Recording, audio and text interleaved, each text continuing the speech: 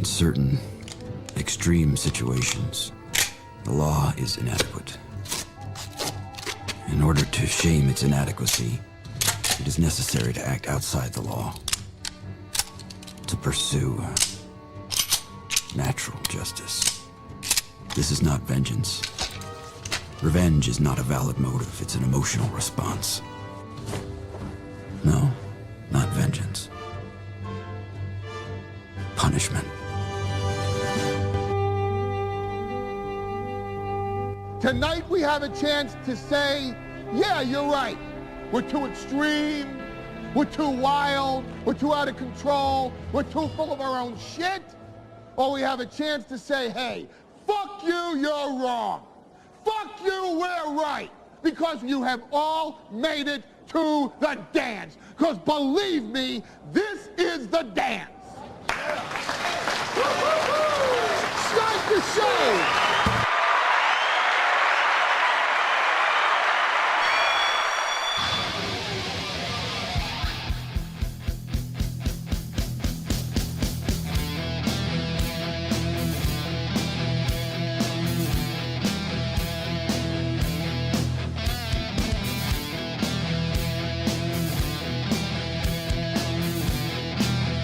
What's up, gaytards? Good morning. Welcome to the Steel Toe Morning Show. It's me. I slept in a little. I didn't have to tell you that. I was on time. Show's starting right at 6 a.m. Here I am. But I slept in. I got some extra sleep. SP and I finished up Your Friends and Neighbors. I watched the season finale a second time because that's what you do when you're supportive. You know, you watch a finale you saw the day before because you're trying to be present. And to me, that is my gift to my relationship, being present. We stayed up a little later. You know what I started watching again? I started at season 1, episode 1. And I have to say, I don't think the early episodes were great. Whitest Kids You Know. I restarted Whitest Kids You Know, and I think I was a big fan of the later seasons when it looked more polished. Like, I know this is a shitty thing to say, but like production value means something to me as my wall's exposed and I need to reset the camera. I'm an asshole. But the really shitty production in Whitest Kids You Know season 1 is distracting. And it got way better as it went on. So I think I might skip around a little bit. But yeah, last night got to bed a little late. It was a wonderful day. Incredible night. It was just fun, my man. It was fun. I had a great time going back to the lake today. This 4th of July week is killing me a little bit, though. It's do a show, go to the lake, have a good time with the kids, come back from the lake, do a show, hang out with SP, wake up, do a show, and then I'll go to the lake again, hang out with the kids, come back, do a show. I did make a promise, and I always keep my show promises. I did say that if you guys finished the week ahead, meaning if the morning knocks out the evening tonight, I would do a Rumble Friday, Thursday show. I am regretting the shit out of saying that, but I'm a man of my word and I will do it. Now, you morning people are fun. I am expecting our smallest audience of the week today because, and I'm hoping for the smallest audience of the week today because it's a holiday week. You guys should be out there enjoying it. You should be with your families. You should be with your children. You can always watch this later. If you need something to fall asleep to when you're shit-faced hammered this weekend, you can always watch this later. But I'm expecting this to be the smallest number of the week. Smallest number in months, I hope. Because, again, holiday week, I want you guys out there enjoying it. But we have this little matter of $100 away from tomorrow night's goal, meaning if we make $100 this morning, we will have never had a goal. There will have been no goals on any shows we've done this week, and there were no goals after Wednesday last week. So and the week before that, we had no goals. So it would be 3 weeks of essentially goal-free steel toe. And I love goal-free steel toe. I'm having a blast. I love starting off shows nice and slow like this. I love the pacing of a real show. You know, it's very conversational at the beginning. We're dicking around a little bit, just it's kind of fumbling around in the dark, finding that thread we want to pull at. I enjoy that. That's old school radio pacing. That's my favorite. I enjoy it. So these last 3 weeks have been ridiculously fun for me. However, you guys, we made like 300 some last night, but we only made like 80 or 90 bucks on the morning show yesterday. And while I was kind of bummed and that killed our momentum yesterday, today, if I may say something weaselly, kind of counting on you guys to bring that same vibe today.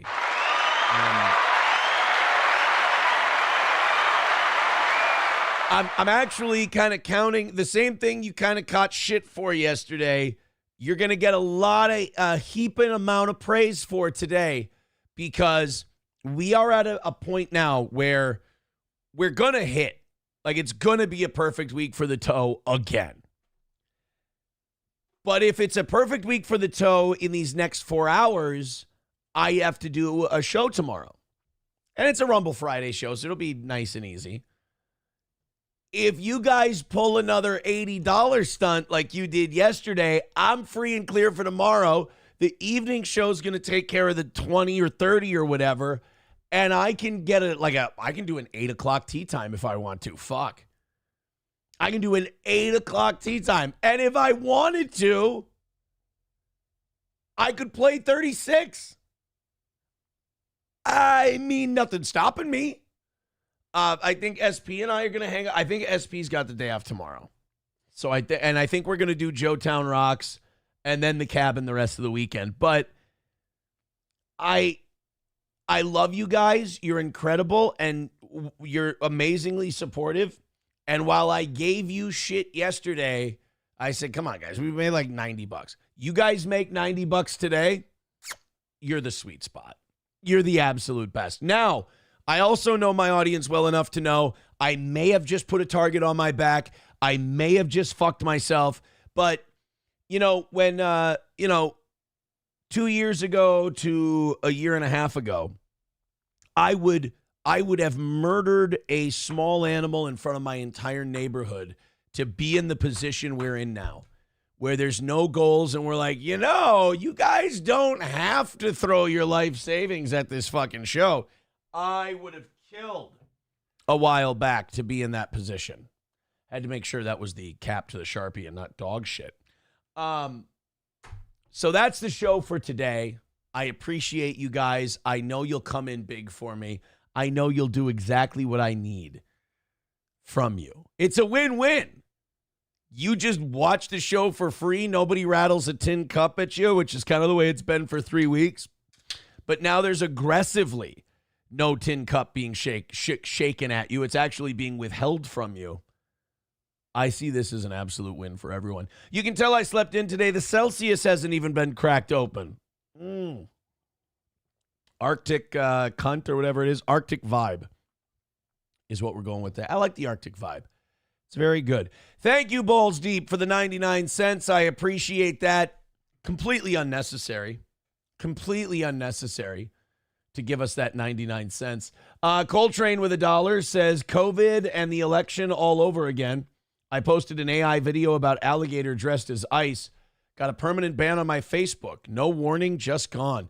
It's very strange that you say that, because I got banned from managing Facebook pages overnight because of some content I did in an Israel-Iran episode on Facebook, which is weird because they're letting me, they say that it's going on until July 31st, but they let me put the show up on the Steel Toe Morning Show Facebook page today.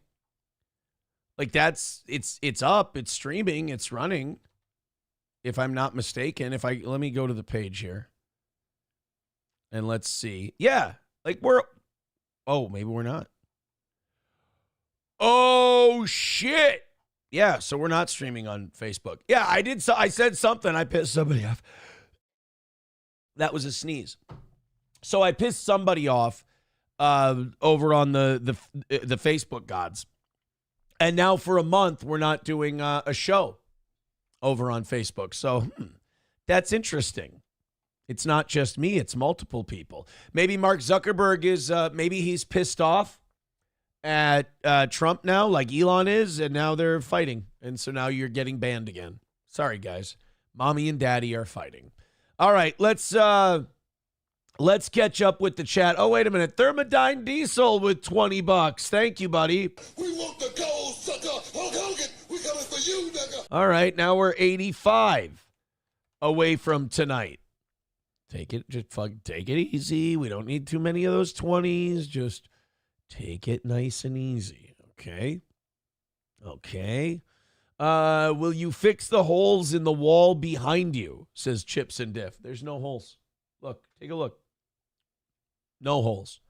You don't see them, they don't exist. You don't live here.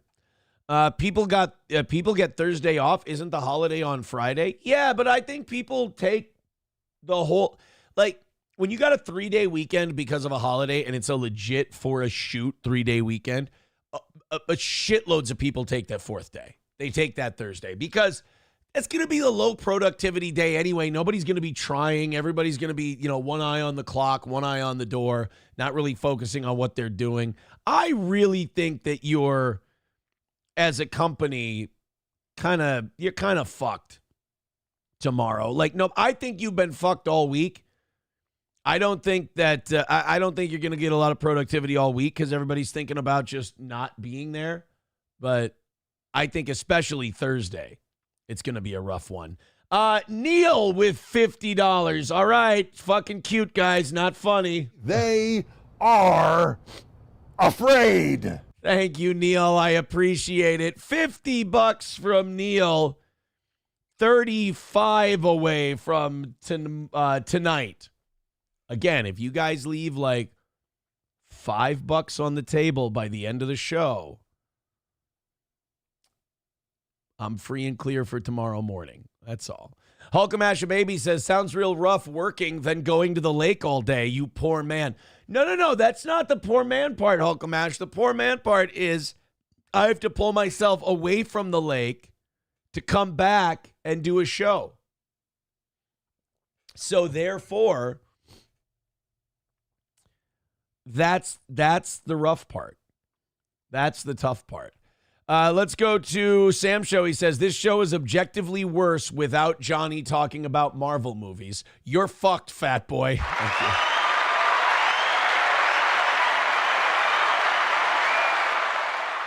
Von Kaiser says, Aaron, you're being swarthy. I am being a bit swarthy. Chevrolet JB says, call this mailing it in. It brings me back. You remember the holiday shows or the holiday shows in radio, leading up to a bunch of days off? Oh, yeah. It's a really nice feeling, isn't it? Gray Duckling with $20 over on Facebook or YouTube says, seriously, guys, stop donating. Zenman with $20. We want the gold, sucker. Hulk Hogan, we coming for you, nigga. Says, enjoy working tomorrow. R.I.P. Johnny. All right, guys, take it easy. $5 left to go. $5 left for tomorrow morning's goal. So just fucking relax. Everybody just chill. Now, look, you guys don't have to give a single dollar to this program today. Isn't that nice? Isn't that wonderful? You don't have to give us a dime. Annoyed Wawa Supervisor says, what level of incompetent watches this shit on Facebook anyways? We get more viewers on our pump TVs, especially now during Hoagie Fest. Ask them to toify it and for bonus meat and lowered expectations. I get it because I'm fat and I'm mailing it in today. I understand. We should technically just make this a Rumble Friday show too. Because I have my head so in the clouds, and you are going to get such a mailed-in version of this program today that I almost feel like you guys might be better entertained if we just Wednesday morning, Wednesday evening, and Thursday morning, we did it all Rumble Friday style. And as we did all of those shows Rumble Friday style, we what do you call it? We just add that to Monday's goal and we stay ahead. That might be the way to go. Professor Tie-Dye with $3 says, here's $3 for the 3 inches you gave to SP. 6 inches. I gave it to her twice. Thank you very much.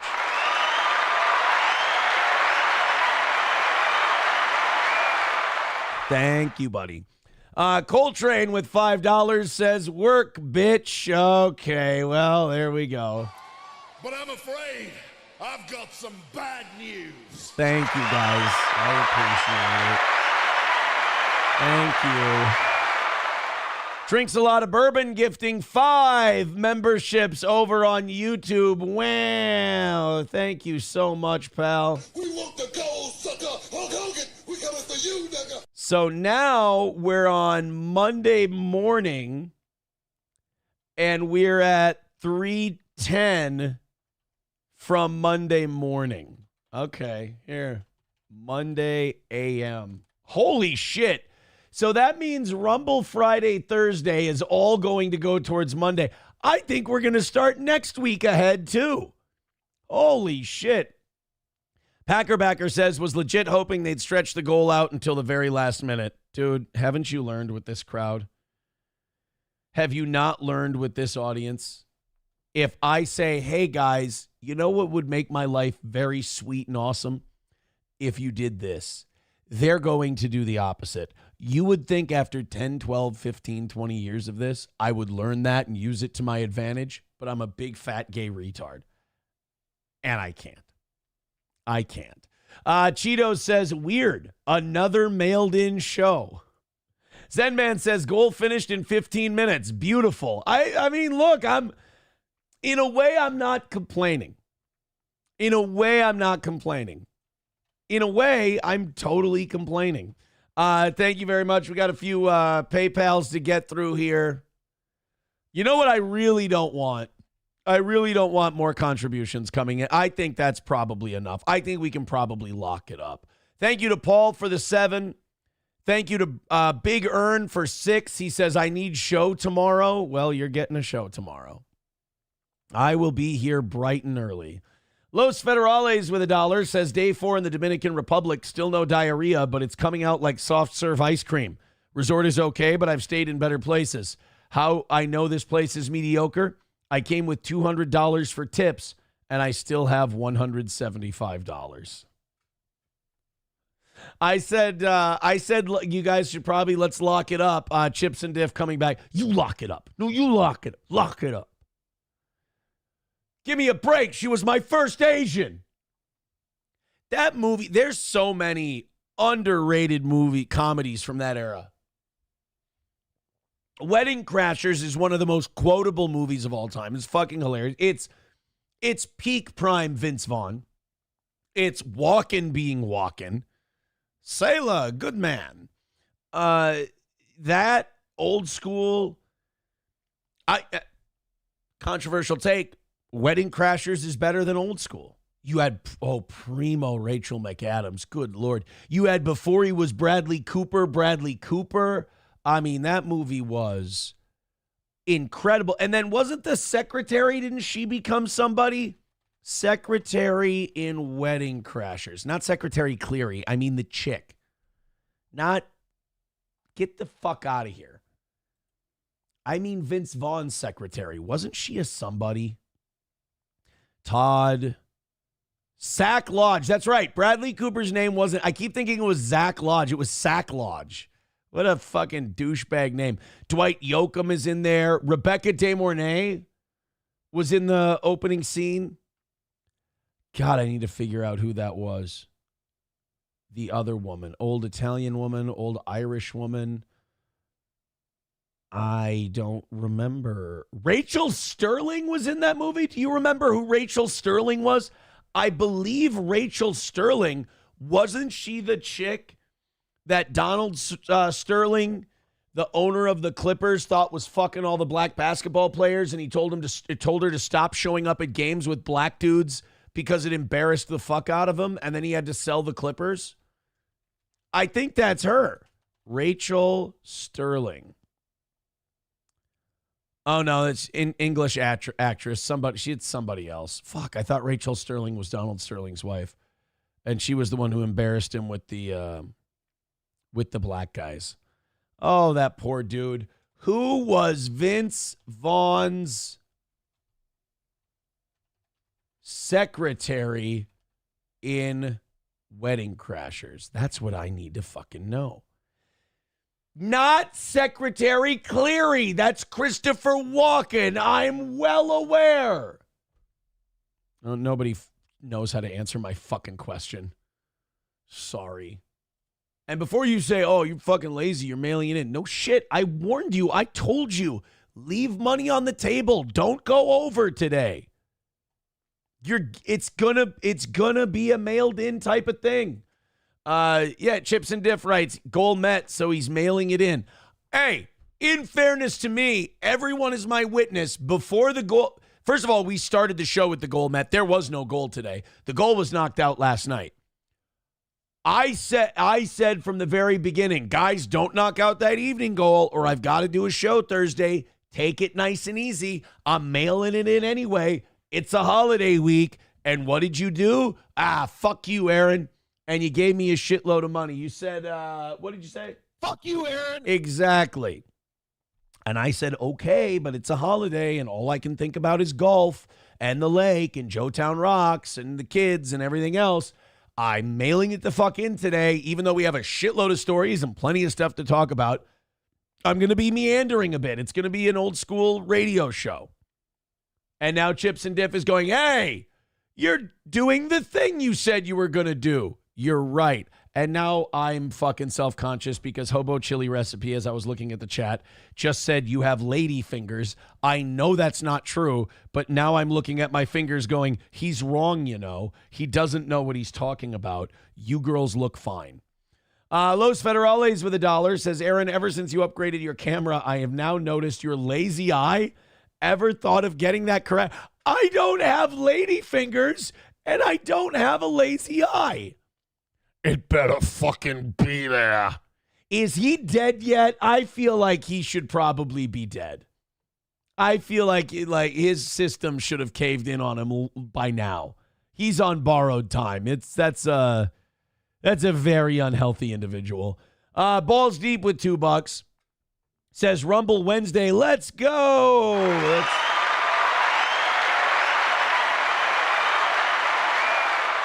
Let's set a number for Rumble Wednesday. What are we at? 295 for Monday morning. The minute we get to 175 for Monday, I'll do Rumble Wednesday. I'll switch this to Rumble Wednesday, and we'll do the clips and the links and all of that shit. The second we get to, if we get to 175 at 9 a.m., I'll do it at 9 a.m. If we get to 175 in 10 minutes, I'll do it in 10 minutes. I'll shut down the stream. I'll restart it as a Rumble Wednesday. Fine with me. Annoyed Wawa Supervisor says Mersh isn't on life support, but he's still on government support. A blight on our social services. Yeah, doesn't he live in like Section 8, like a shithole or something like that? Dude, I don't understand how these people are broke. I don't. I got 3 kids.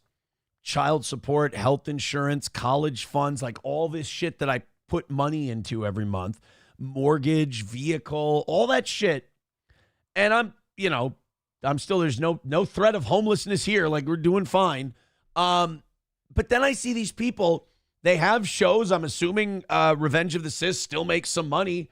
He makes like $20 a night doing Nightwave. He's got no bills. He lives in Section 8 housing. That's got to be less than $700 a month. Like he's living on the budget of a fucking college student, and you can't make that work. That's why if someone says, "Oh, I heard Mersh was talking about you," I'm like, it's an ant. It's an ant. Like I can't. How can you take if someone like that criticizes you? that you're so far ahead of on like the scale of things in life, how the fuck are you going to be like, oh no, not that guy. That guy thinks I might be on the wrong path. You know what? By the grace of God, I think I'm going to be all right. They're saying Mersh is a gambling junkie. He has a gambling problem, a drinking problem, and a drug problem. So he's weak. He's weak-willed. Gambling, drinking, and drug problem altogether usually means you're weak-willed and you have a lot of unprocessed trauma. So I'm guessing Mersh has a lot of abuse and shit like that in his past and maybe his present. I don't know. And he has a lot of insecurity and didn't get a lot of parental support growing up. So I'm guessing there's a lot of undealt with trauma for old Mike. You know, too bad. Too bad. Somebody, too, says, yeah, we all know you charge a fuck ton of money to Johnny for advertising his exotic meat business. Is that it? Is that it? I charge Johnny money for the exotic meat plugs. Hobo Chili Recipe says, yet Mersh is still skinnier than you. Hobo, now you're just lying. That's beyond coping, my friend. You're a real Baghdad Bob right now. You got some fucking Tokyo Rose Baghdad Bob shit going on. Oh my goodness. Stories with Joe says it's like Mortal Kombat. He has to fight himself to be free.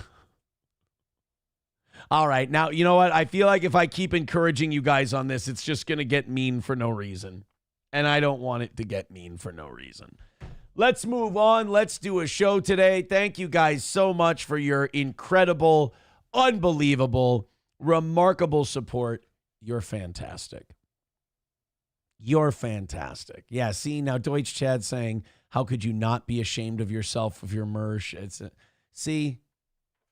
not. No, Hobo, I'm not. He says, oh, you're really starting this shit again. I'm not starting any shit. I'm just pointing out facts. If that makes people uncomfortable, if that makes them upset, if they feel they have to take shots at me because I pointed out very clear, evident things, God bless them. I think they should be allowed to do that. That's fine. I'm not shitting on anybody, merely telling the truth, telling it as it is, as we say in the business. Los Federales says $1, says, what the fuck is Mortal Kombat? That's not, no, Mortal Kombat is a way different thing than Mortal Kombat. Very different. Annoyed Wawa supervisor, Aaron supports Mersh. He sold him his old CPAP when he got a new one. I'm sorry. I apologize to Hobo. I love that we remember the Iraqi deck of cards. He says, I'm not Baghdad Bob. I'm Chemical Ali. It's fair. Especially on Mexican night. Am I right? Hey-o, up top. Look at that. Oh, my goodness. Look at it. It's a lot of good-natured ribbing on today's show. You know, we kid because we love here at the Friars Club. Okay, Alligator Alcatraz. Let's get down to business. Let's start working today. Let's pretend we're here to get some shit done today, and let's do some work. Alligator Alcatraz opened up for business yesterday, and oh, boy. You know, it's a detention center for illegal immigrants. It's a detention center for people who do not have a right to be here. It is a cost-effective detention center. It was a facility that was already up and running. They just put up some temporary structures so they could house up to 3,000 illegals while they are being processed, while we decide if we're going to deport them, jail them, release them, whatever. We keep them in Alligator Alcatraz. And it saves you money on security because the whole thing's surrounded by human-eating alligators. Simple concept, kind of fun, little medieval. We get to go back to a simpler time when we were a proper people. You know, back when, hey, go ahead, leave the dungeon. You got to get across the moat. You got to get across the alligators. You got to get across the, the guys firing the crossbows. I like that. I think this is good. I think this harkens back to a simpler time, and I enjoy it. Not everybody likes it. We've got some clips today of people protesting. We've got some clips today of people yelling and screaming in their cars. I don't know what it is. I don't know why the preferred studio of the angry liberal is the car video. Elizabeth Warren did one. We watched it on the evening show, and she was flipping the fuck out over the big, beautiful bill. They just love, they don't like getting out of the driver's seat. You know, you could do it from a lazy boy. You could do it from your couch. You could do it from your bedroom. You could do it from wherever you want. Instead, they're sitting in their car and they're yelling. And all I can think of when they're doing that kind of video is I just think there's people walking by. There's people driving by. And they're just seeing crazy people yelling at their windshield. And what are these people thinking while this is going on? Like, if I'm at a red light and I'm singing, like if I'm at a red light and I'm singing a song that's playing in my car, I feel like a crazy person because people can look in and see me singing. Mostly because when I try to hit high notes, I squeeze my nuts really hard. And that's probably a fucked up thing to see. Professor Tie-Dye with $1 says the fight of Aaron's life is when the buffet tells him he can't take 2 plates at once. That's, again, how is that anything other than bullying? How is that anything other than bullying? Los Federales with $1 says, all right, peace out, everyone. Just popped in to check in. Gonna go have a real breakfast and not Celsius like Aaron. Oh, let's fucking take shots then. I thought it was 4th of July. I thought it was a holiday. I thought we were celebrating never having goals anymore, but okay. Except you, Aaron, you can go fuck yourself. So it just got meaner as I read more. Okay. It's just got meaner. That's all. So this Alligator Alcatraz opens up, and if you take a look at it, I mean, secluded as fuck. Big airfield, big airstrip that the military was using for training and shit. It wasn't an abandoned site or anything like that. They were using it for training exercises. Here they built all these structures basically to herd illegals into while they wait for processing. And all around this area is just swamp and marshland, gators everywhere. You know, the thing about alligators that I learned from Floridians when I was there was that alligators leave you alone. Alligators don't fuck with people. They don't. But alligators hide, and you can step on their heads or step on their tails or walk near their babies, and you wouldn't know it. And that's when they fuck with you. That's when they come after you. You know, they don't understand motive. They don't understand, oops, I didn't mean to do that. They just eat you by, ankle first and then grab you and roll you in the water and drown you and eat your head. So Alligator Alcatraz, even if you escape and you don't bother any gators, you're going to accidentally step on one's asshole and it's going to eat you alive. A lot of people consider this. We want the gold, sucker. Hulk Hogan, we coming for you now.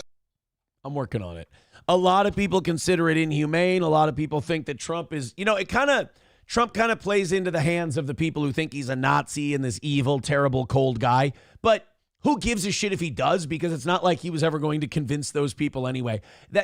I always get a kick out of thinking about that.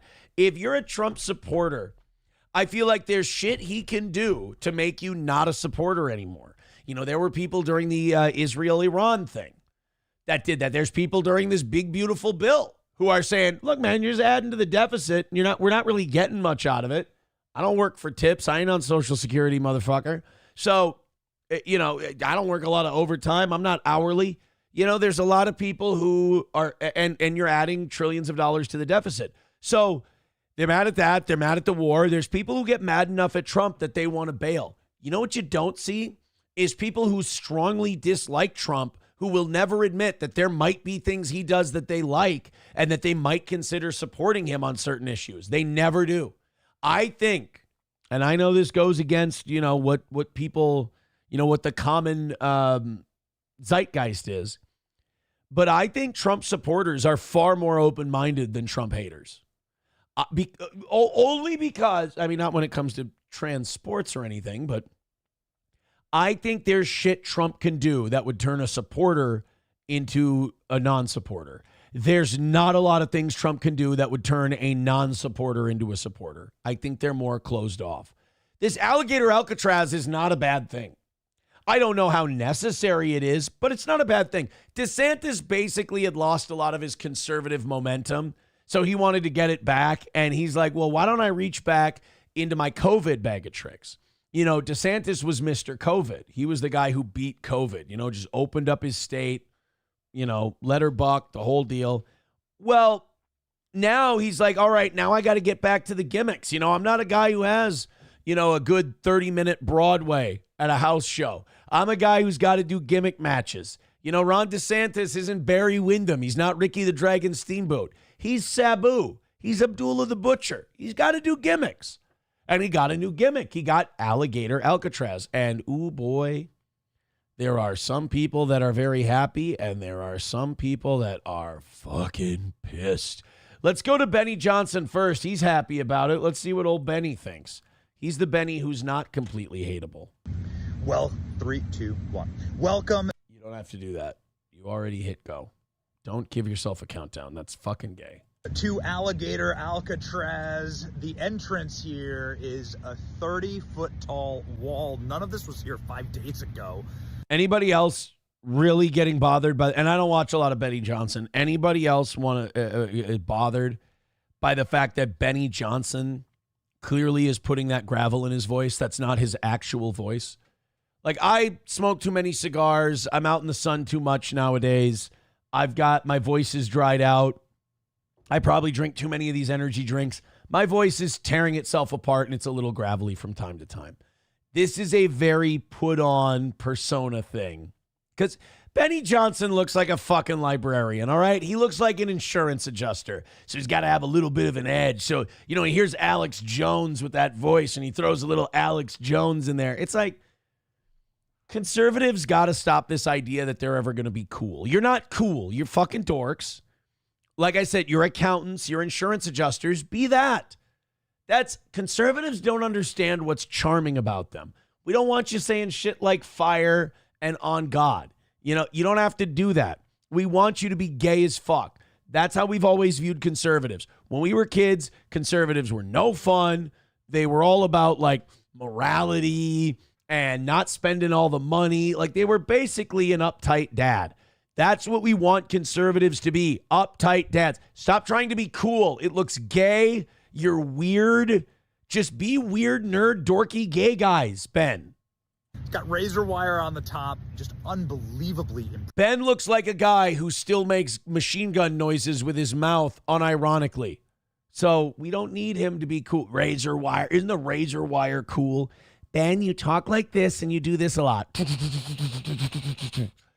That's okay. That's what we need you to be.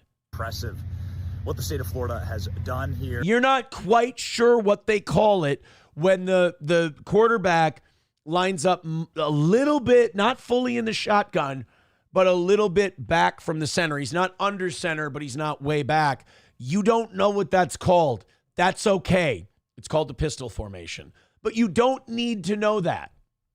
You don't know what it's called when two linebackers blitz between the guard and the center on either side. It's called a double A gap blitz. But you don't need to know that. All right?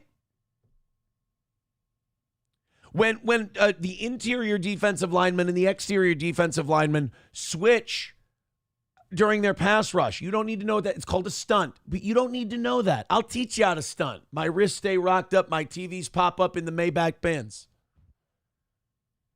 I'll teach you how to stunt. And where you can't see me, my Bentley GT got smoke gray tints. You don't need to know any of that, Benny. Conservatives don't need to be cool. Be gay.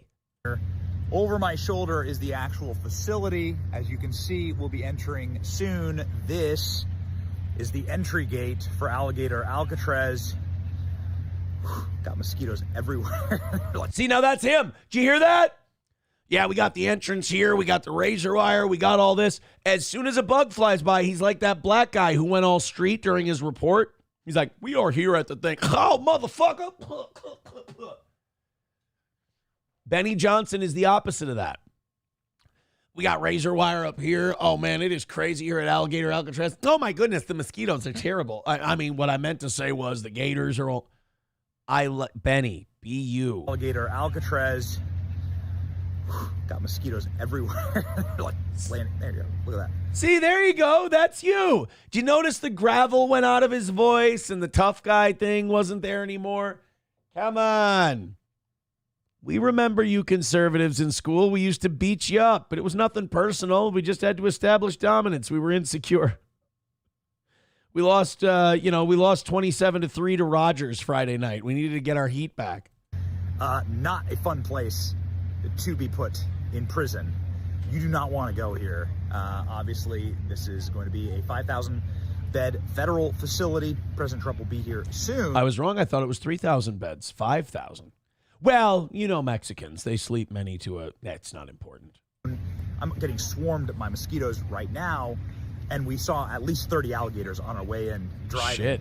It is in the middle of truly nowhere. It took us an hour. Fucking loses a leg shooting this. Like all of a sudden the camera hits the ground like it's Cloverfield, and you just hear poor Benny Johnson screaming his ass off. Boy, those fuckers really do hide, don't they? 4-hour drive to get. It was an illegal, not an alligator, by the way. It's goddamn illegals will eat your leg clean off. There's 2 standing orders in this platoon. Number 1, take good care of your feet. Goddamn Viet Cong will eat a grunt's feet right off his body. Number 2, try not to do anything stupid, like getting yourself killed. Here today. It's crazy. Look at that. And there you go, ladies and gentlemen. As far as the eye can see, you go in, you don't come out. See, yes. And if you do, the alligators get you. And the mosquitoes. Fucking Chris Reagan's dad over here. Jesus. I don't conservative ink. I don't get conservative ink, like the business that is the conservative commentators. It's just a lot of dads trying to pretend they're not wearing New Balances. Knock it off. Knock it off. $1 from Professor Tie-Dye says Benny Johnson is gay as seen as an adult male going by Benny. Also, as your voices sounds the same raspy questions, how much sucking dick is done by both guys on the screen? I told you, I smoke too many cigars. I'm outside too much. That's what's happening. Nothing more, nothing less. You got to believe me. You got to believe me. Should have Benny Johnson on the show. I should try to book him. I should try to get Benny Johnson on and be like, talk to me about that voice, Chief. What are we doing? What's the point behind it all? Thank you very much to Tim for the $10 over on PayPal. Thank you, buddy. You guys are 285 away from Monday morning. What did I say? If we get to 175 for Monday, we'll turn this show into Rumble Friday. Deal. If not, we're 285 away from Monday, and tomorrow's show is going to count towards Monday, so I think we're fine. Aaron, don't act like you're cool. You're a single... now, wait a minute. Before I finish this comment, I did not say I was cool. I just said Benny shouldn't put on a fake voice and pretend he's cool. I'm going to read the rest of this, but I'm going to warn you. Don't do that thing where I got you. I insulted somebody you like. I hurt your feelings, so now you're going to lash out. Don't do that. It's an incredibly dishonest thing to do. Address what I said about Benny Johnson. Don't try to make it about me. I didn't make it about me. I call myself Menard's dad all the time. I'm a fucking dork. I like the new John Hamm show on Apple TV. I ain't exactly mainline and adrenaline over here. You know what I do for fun? I fucking golf. So don't sit here because I got your boy Benny dead to rights. Just because I got Benny Johnson in a fucking chokehold analytically doesn't mean that you got to lash out. Don't act like you're cool. You're a 40-year-old single dad of 3 who prefers to drive a minivan. I don't drive a minivan. And can't stop thinking about golf and Special Dinner Friday. Well, Special Dinner Friday has been a little, now that you mention it, has been a little tough to put together lately because we've been spending a lot of time at the lake or there's been vacation. Like Fridays have been a little trickier lately. We had the concert last week, so... yeah, summertime, it's been tough for Special Dinner Friday. Thank you for asking. I appreciate that.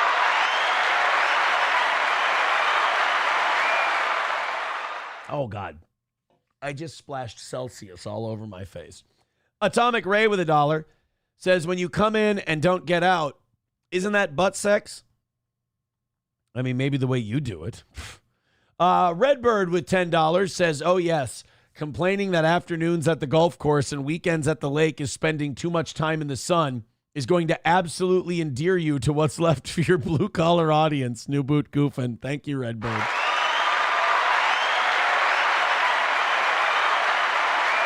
Thank you, buddy. I appreciate that. Our audience has been way up lately. We've been averaging 800 some people at a time. We've been peaking regularly in the thousands. You guys are great, man. Thank you very much. And we've never been further ahead on our goals. 3 weeks of no goals. 275 away from Monday. So $100 comes in. We turn this bad boy into Rumble Wednesday. Oh, wonderful. We got more. I don't want to watch more Benny Johnson videos. I can't. All right, here's Trump and DeSantis. You know, this is kind of weird to see these two working together, isn't it? Wasn't Trump calling this guy like a meatball like a year ago? Meatball DeSantis. Yeah, Ron DeSantis, he says that I'm not fit to be president. He says, I'm old news. It's his time. Let me tell you something, you meatball, noodle fucking eye-tie cunt. Like, these two were going at it. And Trump, oh my God, did Trump obliterate Ron DeSantis. You know, I was one of those douchebags who thought it was going to be close. Who thought, you know, until like the first polls came out. But I was like, ooh, man, if DeSantis runs against Trump, that could split the Republican Party. That could really help Joe Biden out. Ron DeSantis is King COVID. He's really kicking ass. He's got a lot of conservative credentials and a lot of good credit built up. And Trump just fucking steamrolled him. It wasn't close. I mean, it was one of the worst beatings in American political history. We're offering up our National Guard and other folks in Florida to be deputized to be immigration judges. We're working with the Department of Justice for the approvals. I'm sure Pam will approve. But then I'll have a National Guard judge advocate here. Someone has a notice to appear. Biden would tell them to come back in 3 years and appear. Now you'll be able to appear in like a day or two, so they're not going to be detained, hopefully, for all that long. We'll have people here in this facility. Oh, so that's actually a really cool idea. So what DeSantis is doing is the old Philadelphia Eagles, was it Veterans Stadium? He's doing the Veterans Stadium bit. You know about Veterans Stadium? So Veterans Stadium in Philadelphia, where they would have Eagles games and Phillies games, they would have a judge in the basement of the stadium because so many retarded drunks would commit petty crime that they would have to see a judge, and instead of bogging them down at county, they would just take them to the bowels of Veterans Stadium. They would see a judge, and they could get all these dumb drunks processed and out of the stadium. So DeSantis is kind of doing that with Alligator Alcatraz. He's going to get National Guard guys certified and deputized as immigration judges, and they can, you know, sort this whole thing out. I love it, man. See, this is the old meatball Ron DeSantis. This is COVID Ron coming up with his gimmicks, coming up with his shit. This guy wants to challenge J.D. Vance for the inheritance of MAGA because Trump's done after these 4 years. And I think the two front runners to be the guy are DeSantis and J.D. Vance. J.D. Vance obviously has the inside track. You know who's kind of like redeeming himself? And I never would have thought this before because I thought he was always just a robo douche. Rubio. Like, Rubio is kind of becoming a Republican darling again. He just officially shuttered USAID. USAID is officially done. I saw an article, they said USAID shutting down officially is going to cost 15 million lives in 4 years. Now, I think that's horseshit, but I have become a complete nationalist now. And if those 15 million lives, if none of them are American lives, I don't fucking care, quite frankly. I got a country that's almost $40 trillion in debt, and we're not doing anything to fix the problem. We have a giant bloated military that can probably be cut in half, and we could still fuck up the world a million times over.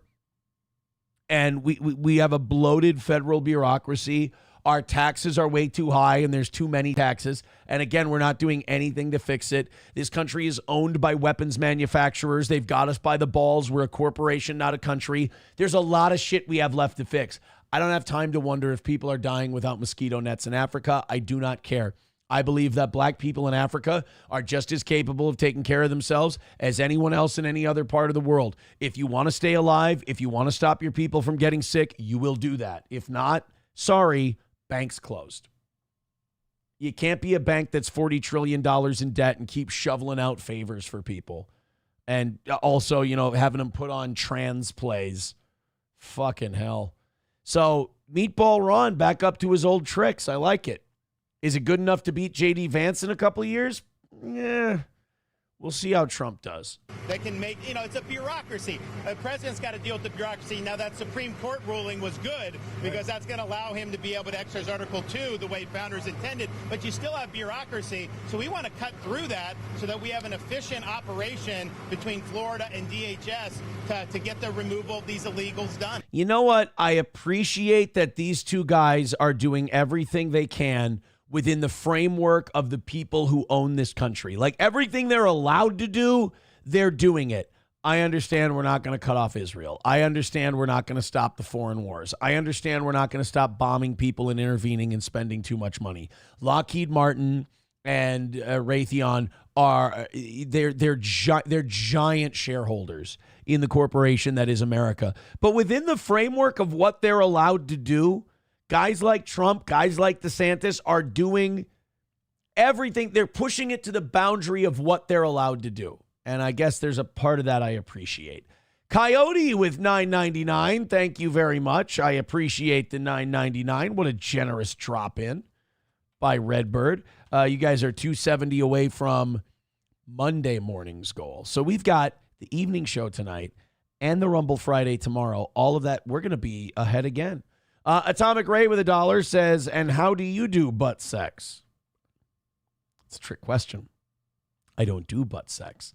Leah gifting a membership. Thank you very much to Leah. Who got it? Who got the membership? Who got Leah's gift? Bigot on socialist media got the gift. There we go.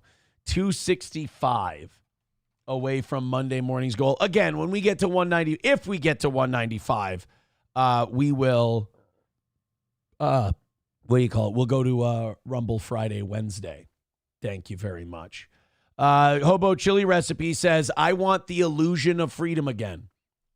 Bingo. Exactly. Yes. Oh, Leah says she gifted 2 memberships. I'm sorry about that, Leah. Thank you for the second one, 260 away from Monday. I can't be pocketing those extras. I can't be doing that. Oh, we had somebody, Ben and his company sponsored 2 more holes for the golf tournament. If you guys want to do that, half the holes are taken. So we have 9 holes left. Let me just make sure. 1, 2, 3, 4, 5, 6, 7, 8, 9. Yeah. We have 9 holes left to sponsor for the golf tournament on Saturday, the 27th. Contact me via email. Contact me on Twitter. However you need to contact me. If you want to promote your business, $150 a hole. We'll put one of those yard signs out at the hole. You're allowed to have a representative out there for the tournament, and you get 2 free entries into the golf tournament. We've got 9 spots left. I have not started soliciting yet. I have not been going to businesses and asking because, again, half the holes are full just from people reaching out, wanting to be a part of it. So if you'd like to reach out, go ahead. I think next week or the week after, I'm going to start soliciting, and then I'm going to start turning shit into our sign makers, our main sponsor, which is Affordable Sign Service in Minnesota, St. Cloud and Alexandria. They're going to be making all the signage for the event, and they're going to be the big sponsor of it, Affordable Sign Service. So if you want to sponsor a hole, go ahead and get that in, and we're going to have all of those done. If not the end of next week, then by the following week. Also, we had another foursome sign up for the golf tournament. So Sunday, July 27th, Wapakata Golf Club in Sauk Rapids. We've got all the tee times. Now, don't bother Wapakata about, they're not running the tournament. We are running the tournament. Wapakata gave us a shitload of tee times and said, you guys run it. We got shit to do. I'm running the golf tournament. You got questions about it? Ask me. So, get your tickets, eventbrite.com. Steel Toe Morning Show, 11th anniversary party. When you buy your tickets for the comedy show, when you do that, you will get free entry into the cornhole tournament that afternoon, $300 grand prize for the winner. So go ahead. I think once we get 15 to 20 more golfers for the tournament, we're going to have to start getting a few more tee times, which no complaint here. $500 goes to the winner.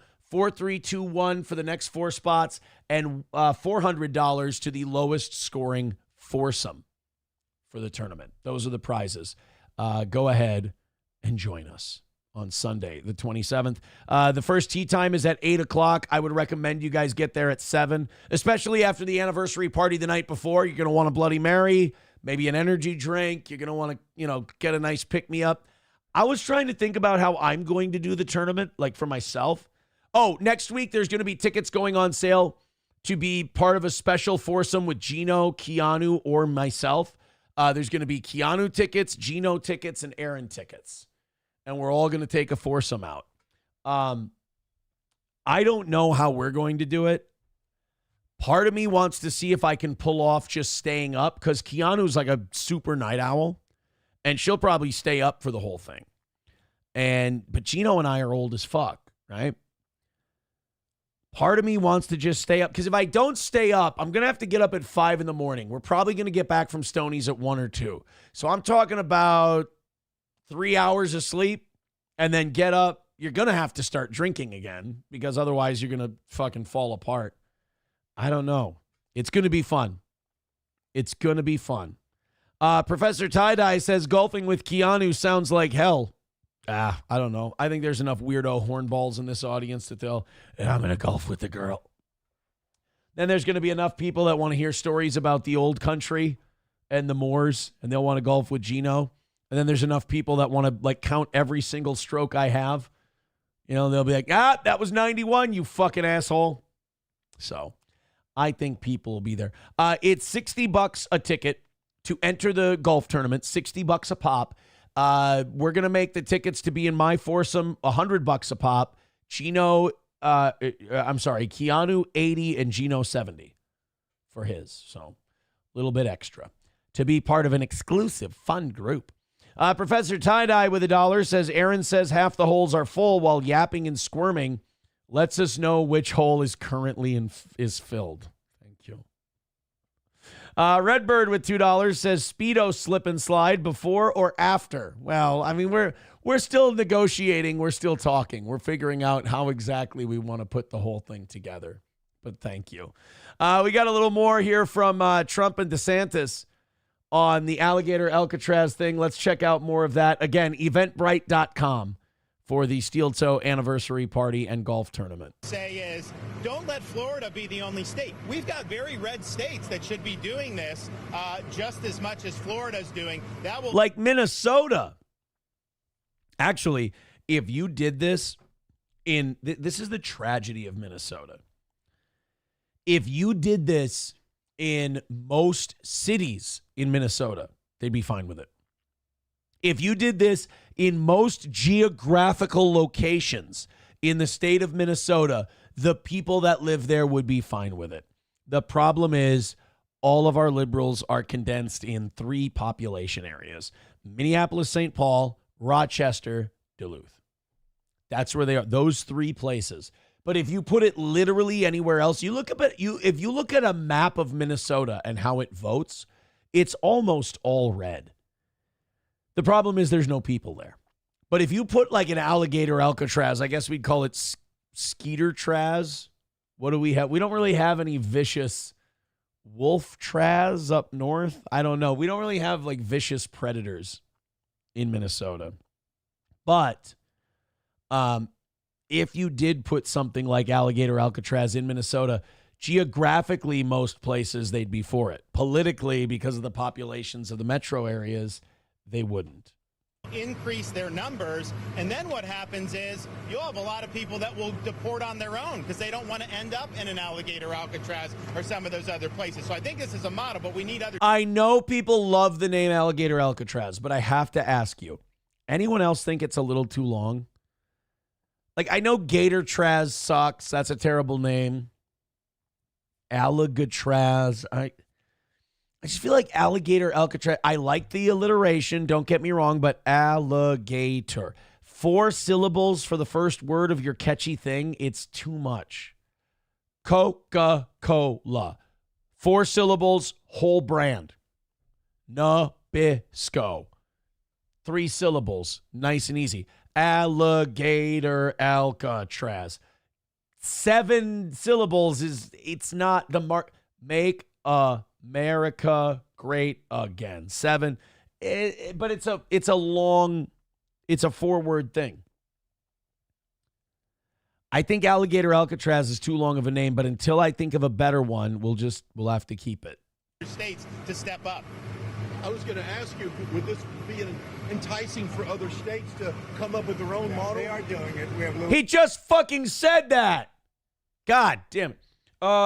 Yeah, I think it would be great if other states did this. I think other states should do this. It would really help in processing illegal immigrants. Do you think other states should do this? Why the fuck am I here? Why am I here? You know what? President, governor, mayor, whatever. I think the most exhausting part of that job would have to be talking to the media, because you're talking to people who think they're the smartest people in the room, and they really are Leonardo DiCaprio in What's Eating Gilbert Grape. They're the dumbest fucking people alive, and they're totally convinced of their own superiority as they scurry about their short, pointless lives. Someone writing in saying Gator Traz. I don't hate Gator Traz. Gator Traz isn't bad. But then you also lose the alliteration, so I get the conflict. Louisiana doing it big. Alabama's doing it. We have a lot of states. They seem to. North Carolina, they came on and rised up. They took their shirt off. They twisted it around their hand, and they spun it like a helicopter. I was surprised. North Burgoyne, Johnson County, St. Leroux, brown over here, green over there. Odom East, let me think.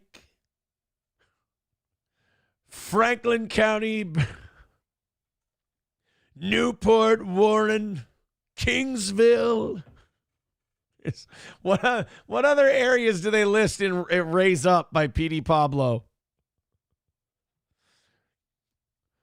Goldberg, Halifax, Stateville, and all mine is doing life behind the wall. This right here. This here's for North Carolina. Be red states, and not too many blue states for whatever reason, it's but the red states, Probably Jewish money. Republican-run states are doing it.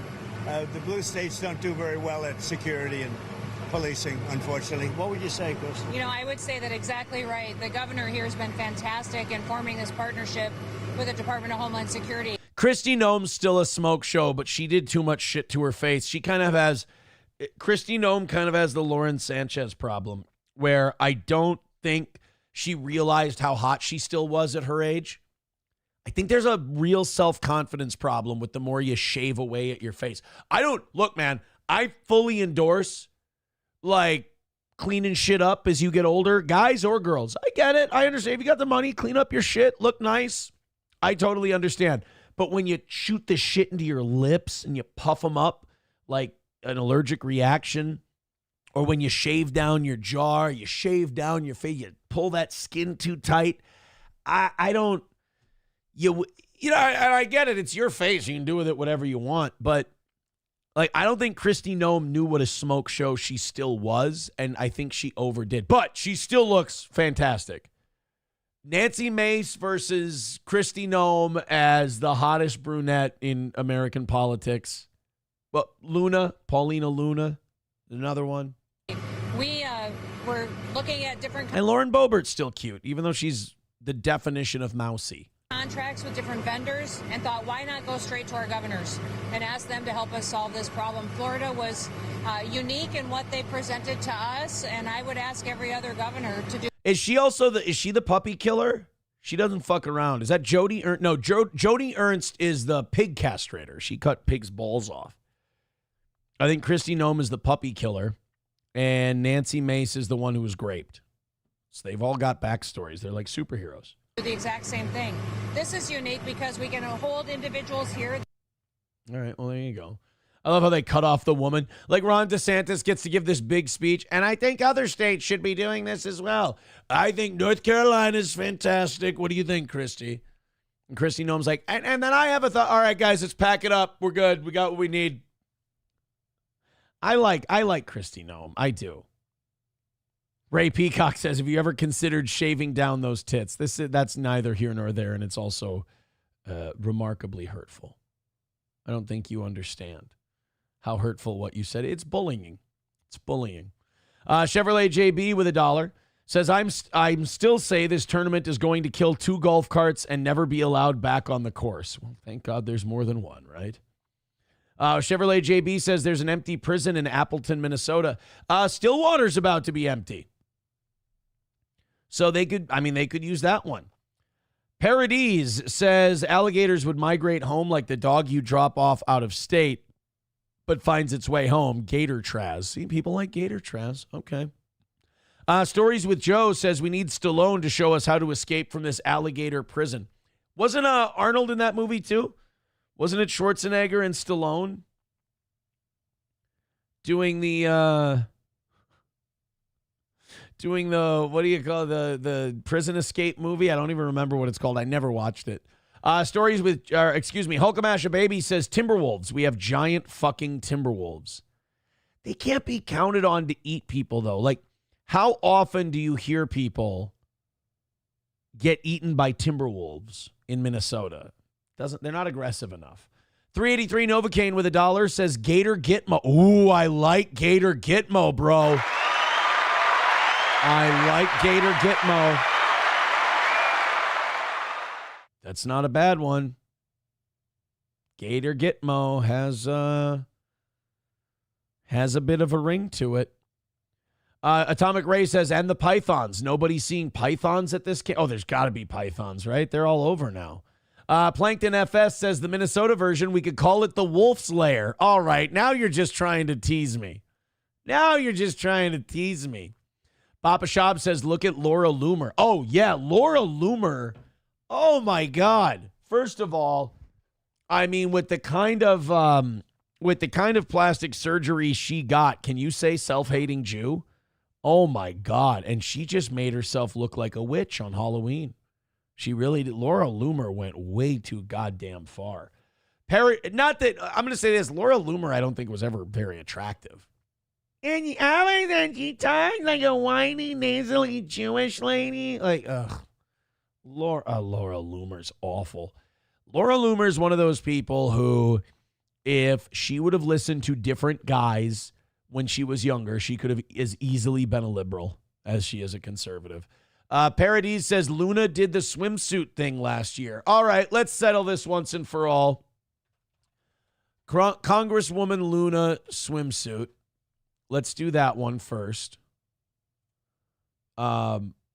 Fuck. She does have a white girl ass, though, which is fine. I like white girl ass.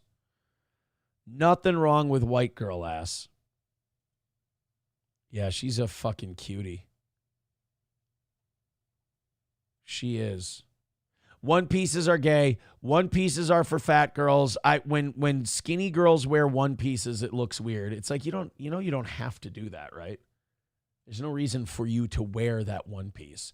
Okay, so Luna, she's great. I'm getting older, so I kind of find that more seasoned look attractive. Like the fresh face doesn't do it for me anymore. I like a woman whose like face can tell me a story. And her tits are still great. That's if you've got a face that can tell me a story, if you've got skin that, you know, when I kiss the cheek, there's something there. It's not pulled tight like a fucking snare drum. And your face can tell me a life, you know? And then fucking great tits. Oh, that's me all over. But that's why I kind of lean towards the Nancy Maces and the Christy Gnomes of the world. So let's go Nancy. So we got Paulina Luna. Nancy Mace. Now, Nancy Mace kind of has Michael Strahan teeth a little bit. So that's kind of an issue, but she's got a great body. She's got nice legs. Got, you know, a rockin' upstairs. She's got that confident look to her. I like Nancy Mace. She does fucked up shit with her hair sometimes. See, like the long hair right there. That's Nancy Mace. You know what? Nancy Mace has like an Amanda Pete thing going on. I think Nancy Mace is a very Amanda Pete-ish kind of a chick. By the way, Amanda Pete in that Your Friends and Neighbors, that new John Hamm show, God, she's like 55. She looks fantastic. She's really hot. Nancy Mace, Christy Nome. And then we'll go Lauren Boebert. Yeah, Kristi Noem's got that kind of dark, smoldering, confident sexiness to her. I don't know. She's up there, too. She can pull off a baseball cap, too. Not a lot of women can pull off a baseball cap. A lot of women look Down syndrome with a baseball cap on. Not her. She can pull it off. And I think she's probably the oldest of the bunch. I might have to go, what's her name? I might have to go Nancy Mace. Let's go to Kid Rock's girlfriend, Lauren Boebert. It's the tiny little, it's the Roger Ebert chin and the teeth that take me out of the Lauren Boebert game. Like she's got large upper face and tiny lower face. It looks like a little bit of jaw cancer. Kind of. I can't not see it now. She's pretty though. She's very pretty. God, I love when this show can just get back to old school misogyny. I love that. You guys are the best. Thank you for supporting this little pipe dream of mine. This is what I get to do every morning. I love it. We just get to sit here and be sexist. Danny Rebel says, Carrie Lake any day. I've never been a Carrie Lake guy. She looks too much like a lesbian middle manager. But here, let's take a look for it. Yeah, I don't like. To me, this is Brie Larson in 20 years, and I can't not see it. She looks like a televangelist's wife, or like Drago's wife in Rocky IV. So I'm not much of a Carrie Lake guy. And I'm not much of a Carrie Lake guy in that, like, compared to the four we just looked at, I think I might be a Nancy Mace man. I think I might be a Nancy Mace fella. Let's go to McBuster says, it looks like someone put Boebert's chin in a pencil sharpener. That's not a bad one. Kristi Noem can pull off a cowboy hat, says somebody too. Yes, she can. Disrhythmia, I agree. Carrie Lake needs to grow her hair out, then maybe. Mild says, meanwhile, Kristen Sinema aged like you left a leather wallet in the river. I like that phrase. She should have switched to Republican when she had the chance. Sinema, and who was the other one? Manchin. I think Manchin just tapped out. He's not a senator anymore, right? Manchin and Sinema should have switched teams. They would have been welcomed. Carrie Lake looks like she works at a Costco. Bingo, Landers. Chips and Diff says, put more makeup on Carrie Lake and you have Tammy Faye Baker. Yup. Absolutely. Absolutely. McBuster says, Carrie Lake saying big dick energy was so cringe. Hard to look past that try hard shit. Papa Shab says, your ex looked like a 13-year-old boy when she wore a hat.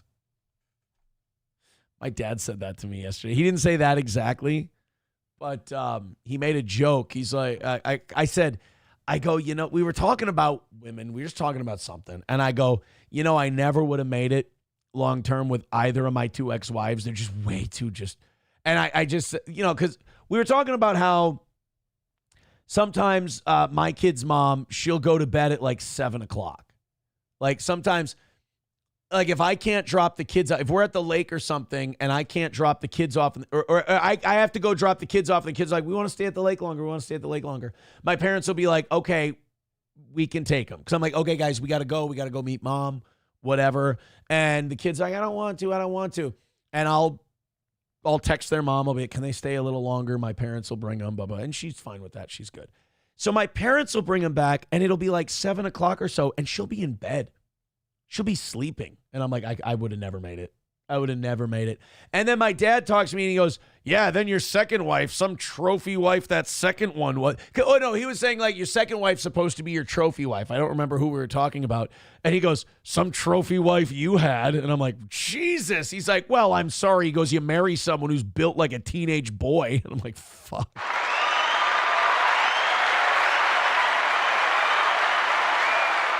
Dad was not a fan.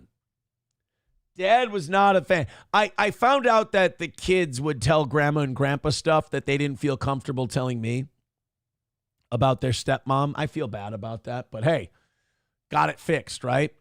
But when my dad said, he goes, yeah, some second trophy wife you got. I'm like, ouch, Dad. He goes, well, what do you want me to say? She was built like a teenage boy. And I'm like, fuck. My dad's favorite saying is carpenter's dream, flat as a board and easy to nail. That's what Dad likes to say. Oh, man. Bigot on socialist media says no lies detected. Sam Show says base dad. Yeah, Rick is pretty fucking based. I gotta say. He's a boomer, though. He likes Israel. I don't get it. I keep telling him. My uncle, the Real Raw News guy, the guy who turned me on to Real Raw News and the med beds and all that shit, they both still like Israel, and I'm trying to shake these boomers out of it because a lot of these boomers that buy into conspiracy theories are pretty based, but they have this weird marriage to Israel, and it's like, you understand we sold our country to them. You understand they've got us by the balls. None of the wars we've been in the last 25 years, we wouldn't have been in them if it wasn't for Israel. In fact, in the Middle East, you would have had peace in the Mideast. If you could remove, it's like Jenga. If you can remove one block from this equation, which one gives you the best chance at peace? And you just, for some reason, boomers have a blind spot with Israel. I don't know what it is. I don't get it. Maybe it's like their Christian upbringing. They see them as kindred spirits against the Muslims, but like, they murdered your savior. But Muslims hold Jesus in high regard. He's one of the main prophets of their religion. Jews got jealous of him and murdered him. Like, are we really? If we can get the Christians and the Muslims to, bury the hatchet, that sure would be nice. But the thing is about Muslims and Christians burying the hatchet, there's that whole Muslims doing 400 years of unrepentant murder and conquest and enslavement of Christians that led to the Crusades. So I don't know. It's a lot to bury. It's a lot to bury. Let's go. Yeah, the first wife is the starter wife, says Budman. Lander says, see, even Dad is trying to tell you. You gay, homie. That's not... Oh. Papa Shab says, just ask them who we're in debt to and watch their brains hit a hard reset. No, you're absolutely right. So my uncle was talking about, like, who owns the country, and we were talking about that at the lake the other... I missed my uncle. Like, I don't see him a lot during the fall and winter, or the winter and spring months, but when the cabin opens up, I see him all the time. And he was talking about, like, who owns America? It's a corporation, blah blah blah, this and that. And I'm like, yeah, who? And he's like, well, you got all these forces like the bankers. I'm like, yeah. He goes, well, like the Federal Reserve, yeah. I was like, why are we going to war with everybody? Well, I mean, you got forces that are kind of pulling us into war. I'm like, yeah, come on. They won't say it. They see me saying it. They see me looking at him and going, keep going. Who is it? And they get really uncomfortable. And they're like, oh, man, how could you say that? And I'm like, I'm saying the same fucking thing that you are.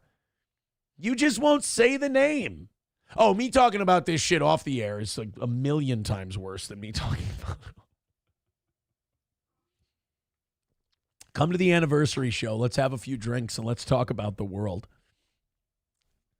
When I don't have to worry about a YouTube channel. And really at this point, a Rumble channel, I think, too. Eagle of America says your next wife should be black. She would have basketball and track trophies. What else do we have? Hey, you guys, I'm going into the chat for a while. I'm venturing into the chat. If you guys want to be read, now would be the time. Somebody, too, says, don't worry, the 10th wife would be the charm. Well, what did Jackie O say? Jackie said, first marriage you marry for love. Second one you marry for money. Third one is for comfort. And I'm not saying I'm getting married again right away, but I love SP very much. She's wonderful. And I have a sense of comfort with her that I don't like. My first wife, I would say it was too comfortable. Like, I had a restless spirit and I was young and the show took off and, I had too big of an appetite. The second one, I was never comfortable. I was never calm. You know, she was kind of a whirling dervish, you know, so I was the comfort was never there. But with this one now, I'm such a fucking retard. With this one now, the love is there, the affection is there, the attraction's there, but more importantly, the comfort is there. Like, I don't feel like I constantly need to be doing shit. I like doing shit. I love going out and doing shit. But like sometimes she doesn't, and that's okay. Or like sometimes we just want to chill and we want to hang out, and that's nice and it's comfortable and I feel relaxed. I'm at peace. I can rest, which is a new feeling to me. And I like it. I really like it. So if the third one is for comfort, I'm going to go down into the chat and people are going to be like, oh, here we go. Marriage number 3. But that's not what I'm saying. What I'm saying is I do feel very, very comfortable. If you will. That didn't last long. Stop it. Budman said Levy's 4th wife is for comfort. I keep forgetting. Like, we should have Levy on the show very soon. I just talked to Bob Levy a few weeks ago. I should have booked him.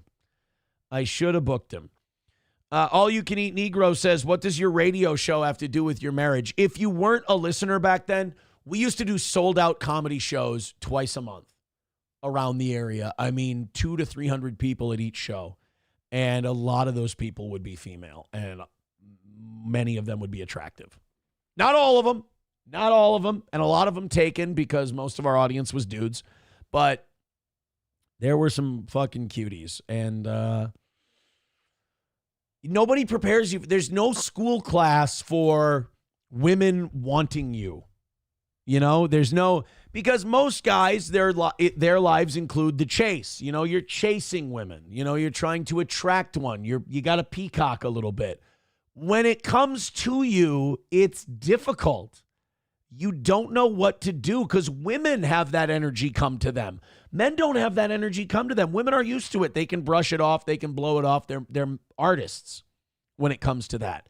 That energy comes towards a guy, and we're powerless. So that's what the radio show had to do with the marriage. I mean, if I didn't have a successful radio show, I don't have that for a second wife. I don't have my second wife. If not, I mean, that was a total clout thing.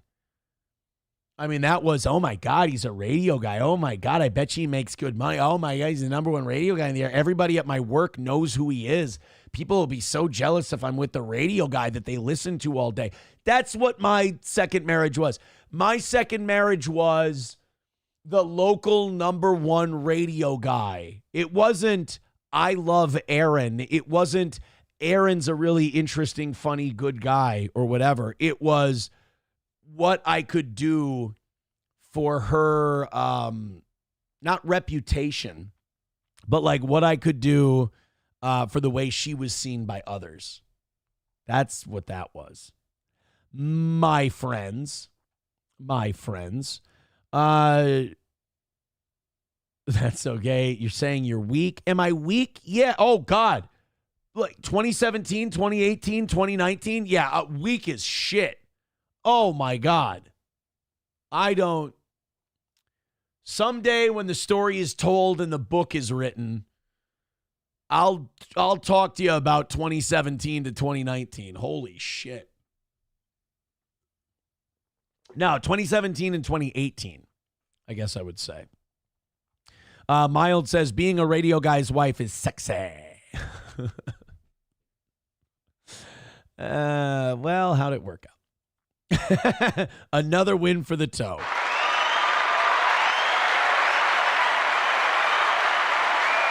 Thank you, Cobe. Thank you. He's the best. I was telling my dad the other day because my divorce attorney is fucking good, man. He's really good.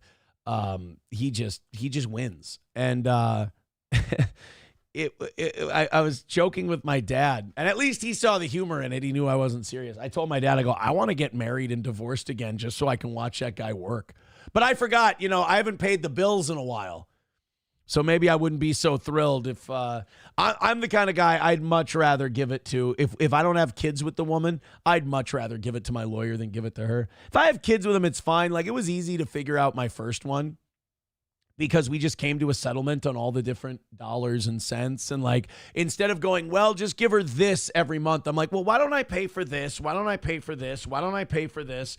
And how much does that bring the number down in the calculator? And they're like, not a lot, but it's something. I'm like, okay, let's do that. I'd rather just pay for, like, I know guys complain. They're like, oh, I give child support and then they spend it on this. First of all, it's the cost of doing business. If you don't want to be with them anymore, that's part of what that child support is. Second of all, in Minnesota, especially with the calculator the way it is, the more shit you just pay for directly, because they give you a percentage split based on income. The more shit you go, no, don't make her give a percentage of that. I'll take all of it. I'll pay this bill, that bill, this bill, that bill. And they'll go, okay, that brings down your monthly total. That's what I did.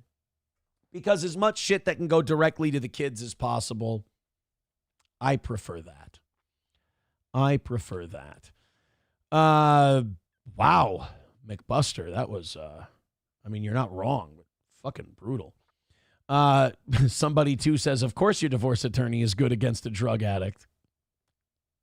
All right. Well, look, I mean, you know, Mike Tyson still had to go out and knock out Peter McNeely. I mean, it's not like Mike Tyson could just show up to the venue and Peter McNeely's going to lie down. I mean, he still has to connect with the punches and show an ability of skill, a degree of skill to score the knockout. So it's just a pleasure watching the guy work. That's all.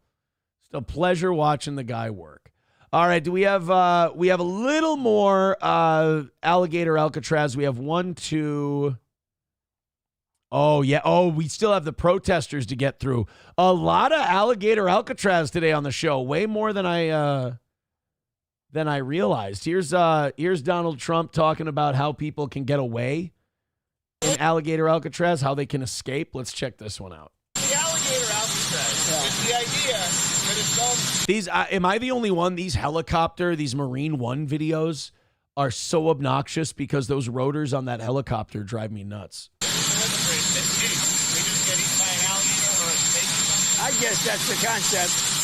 This is not a nice business. I guess that's the concept. If the snakes are fast, but alligators are, but we're going to teach them how to run away from an alligator, okay? If they escape prison. How to run away. Don't run in a straight line. Run like this. And you know what? Your chances go up about 1%, okay? He really does enjoy it. I mean, you got to give the guy that. He enjoys his work. Trump enjoys doing this job. You know, you don't run in a straight line. Actually, I'm gonna disagree with the president.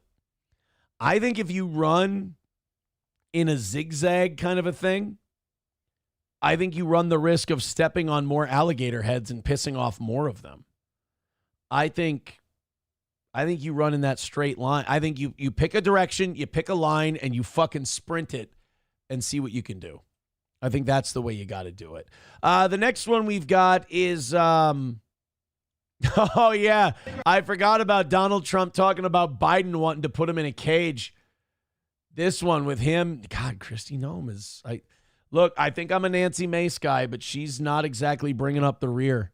Viewers at home should note that this is air-conditioned facility, so if any of the news claims are keeping them out in the hot, humid South Florida, that is wrong. It's probably 62 degrees here. To be honest. Hey, Yep. Biden wanted me in here, okay? He wanted me. It didn't work out that way, but he wanted me in here. That son of a bitch. You're allowed to call him a son of a bitch. He did want Trump in prison. And he wanted Trump in prison so he didn't have to run against him. What a fucking chicken shit. That tells you how much our country, Democrat and Republican, it tells you how much they believe in the actual system. It tells you how much they believe in America in general when they're like, let's use America to lock this guy up so we don't have to compete with him. What a fucking asshole Joe Biden was. Let's go into some of the protesters. Again, it's all liberal driver's side of the car reaction shots. I don't know what it is about progressives. Like, I don't know if that's a nookie blankie 10 and 2 on the steering wheel. They need something to hold on to because they feel like they're falling off the side of the earth. I'm not sure what the fucking point of this is. But if liberals have a bitch, they've got to do it in their car in a parking lot somewhere. I will be in jail if I see somebody wearing an Alligator Alcatraz shirt or... Fucking try it. Shut up. Shut the fuck up. I will be in jail if I see an Alligator Alcatraz shirt. Oh, yeah? What are you going to do? You're going to step to a... You understand the person wearing that shirt is probably also a, concealed weapons permit holder. You ain't doing shit. I will be in jail if I see an Alligator Alcatraz shirt. Go for it. Good luck. Any type of merch. It is a concentration camp. And using that language matters. It is a concentration camp, and we're acting like it's an amusement park. It's disgusting. Okay. The fact that the Nazis used concentration camps is not the evil part. It's the fact that they rounded up people based on their ethnicity and religion that made the concentration camp bad. America had concentration camps. Our concentration camps had Japanese people in there. We had concentration camps based on people's ethnicity. Now, the concentration camp we have in Florida, which it's a camp with a concentrated group of people in it to put them all in one space. That's what a concentration camp is. To concentrate means to focus things in one area. So it is a concentration camp. Yes, you're correct. But it is a concentration camp / detainment center for people who are here illegally, for people who have broken the law. Prisons are, by definition, a concentration camp. But it's full of murderers, thieves, and rapists. That's okay. It's okay to build a concentration camp for murderers, thieves, and rapists. It's okay to build a concentration camp for people who have broken federal law and come into this country illegally and need to be deported. It's okay to put them in a concentration camp. The actual concept of a concentration camp is not the objectionable. I'm tired of people using World War II for lessons, and they don't know what the fucking lesson is. The lesson is not concentration camps are bad. Prisons are concentration camps. Detainment centers are concentration. We still use concentration camps to this day. It's the fact that you were put in a concentration camp for nothing other than being Jewish or a gypsy or a homosexual. That's what made the German concentration camps bad. And then the death camps. God damn it. I mean, we're a free country, so liberals not liberals, but progressive, hard lefties with those fucking glasses and that goddamn hair, they get an opinion. They're free to express an opinion, but it's they should be so discouraged from doing so because, for their own good too. They sound like fucking dipshits. All right, here we go. We got the protesters protesting Alligator Alcatraz. Off we go. We have to advocate for all of us. And I don't know if any of you have prayed to a spiritual place. I got to say, God bless her for coming out here to protest. She's missing her shift at the blackjack table. That's good for her. Good for her. Or maybe you go to church to find that spiritual place, or wherever your spiritual place is. Find it in your hearts to pray for these people who are lost so that they can become human beings again. Because if they're human beings again, this will stop. I hate to quote Bill O'Reilly when he was arguing with Geraldo. They don't have a right to be here. How is this fucking difficult? How is it fucking difficult that they don't have a right to be here? You do not have a right to come into my country. I don't have a right to just pop up into Mexico for no reason. I don't have a reason to just fucking Watuxi across the border and go hang out in Mexico. I don't have a right. Mexico has every right to catch me and send me back. You don't have a right to come into my fucking country that I pay taxes into, steal my fucking services, steal my fucking health care, steal social services, steal rent credits.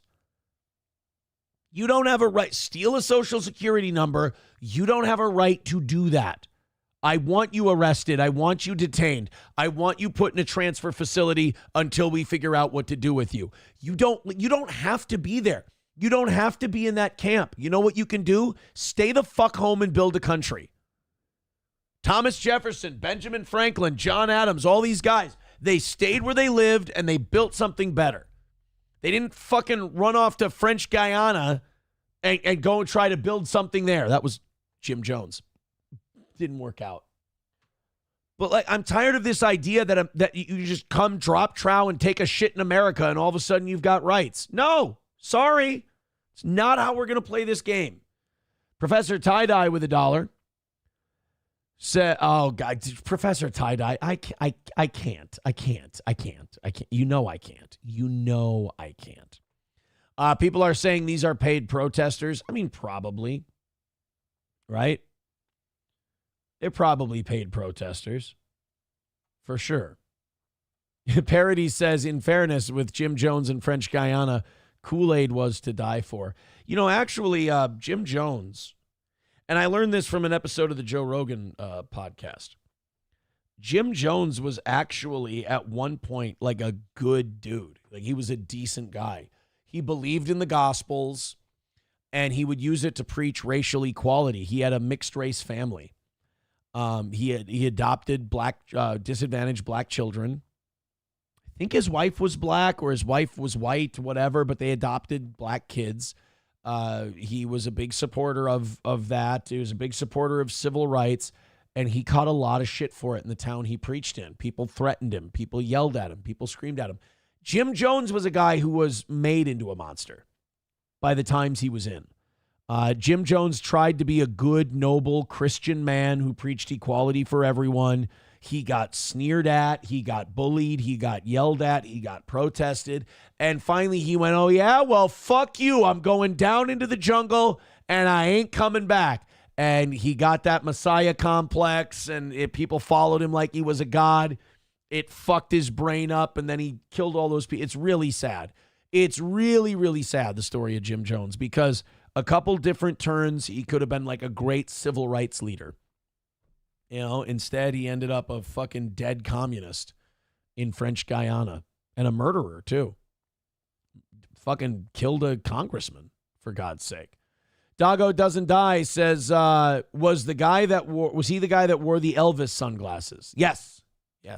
Ablo Pacheco says, we turned him into a villain. It was our fault. No. He took the road he chose to take. Like, he went the wrong way. What I'm saying is, if Jim Jones would have been made of something different, he could have persevered and he might have been a great civil rights leader. Instead, he let all that anger and that hatred and that anguish kind of consume him, and he ended up going the route he did. Parodies says he got co-opted by the CIA.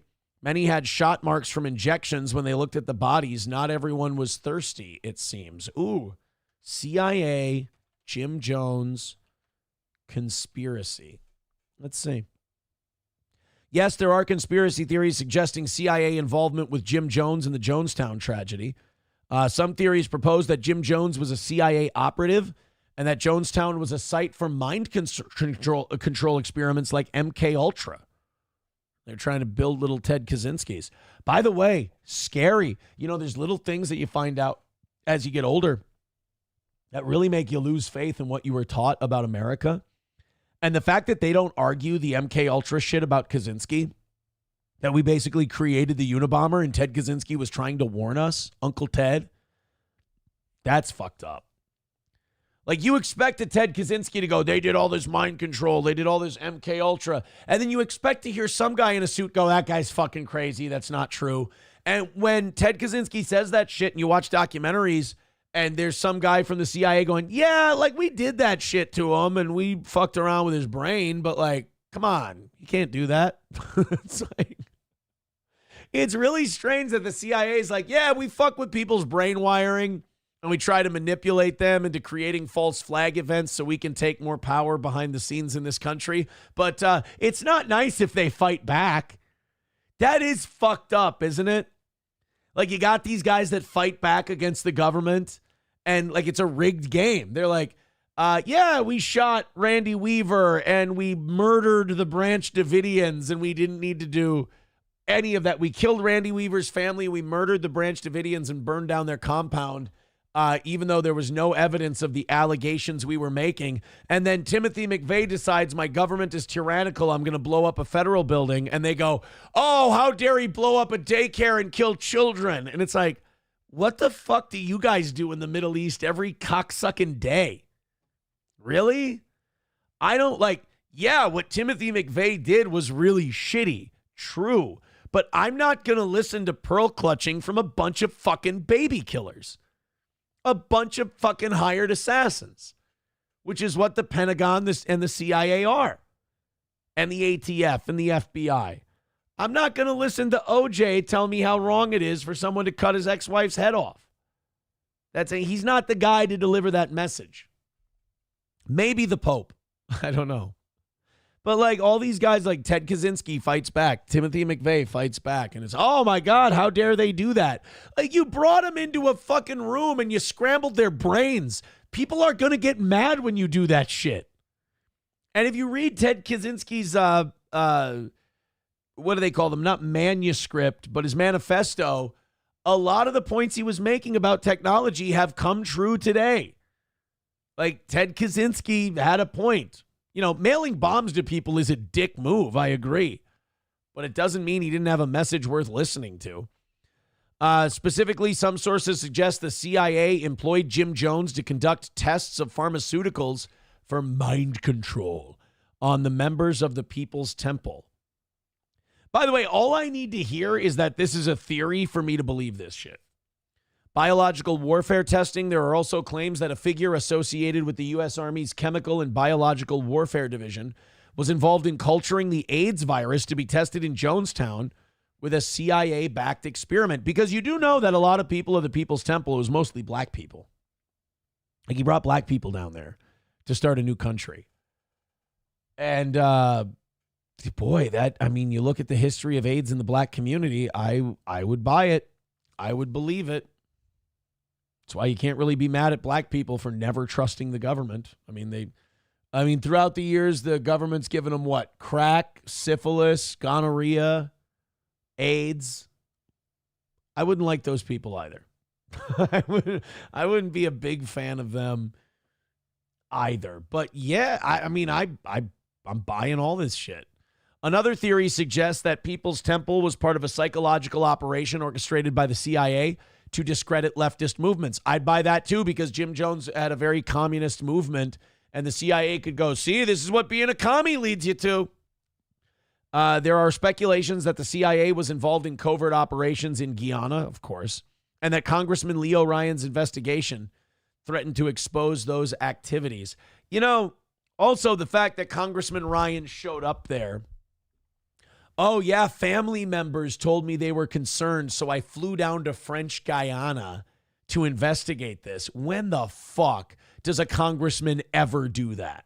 That's suspect right off the bat.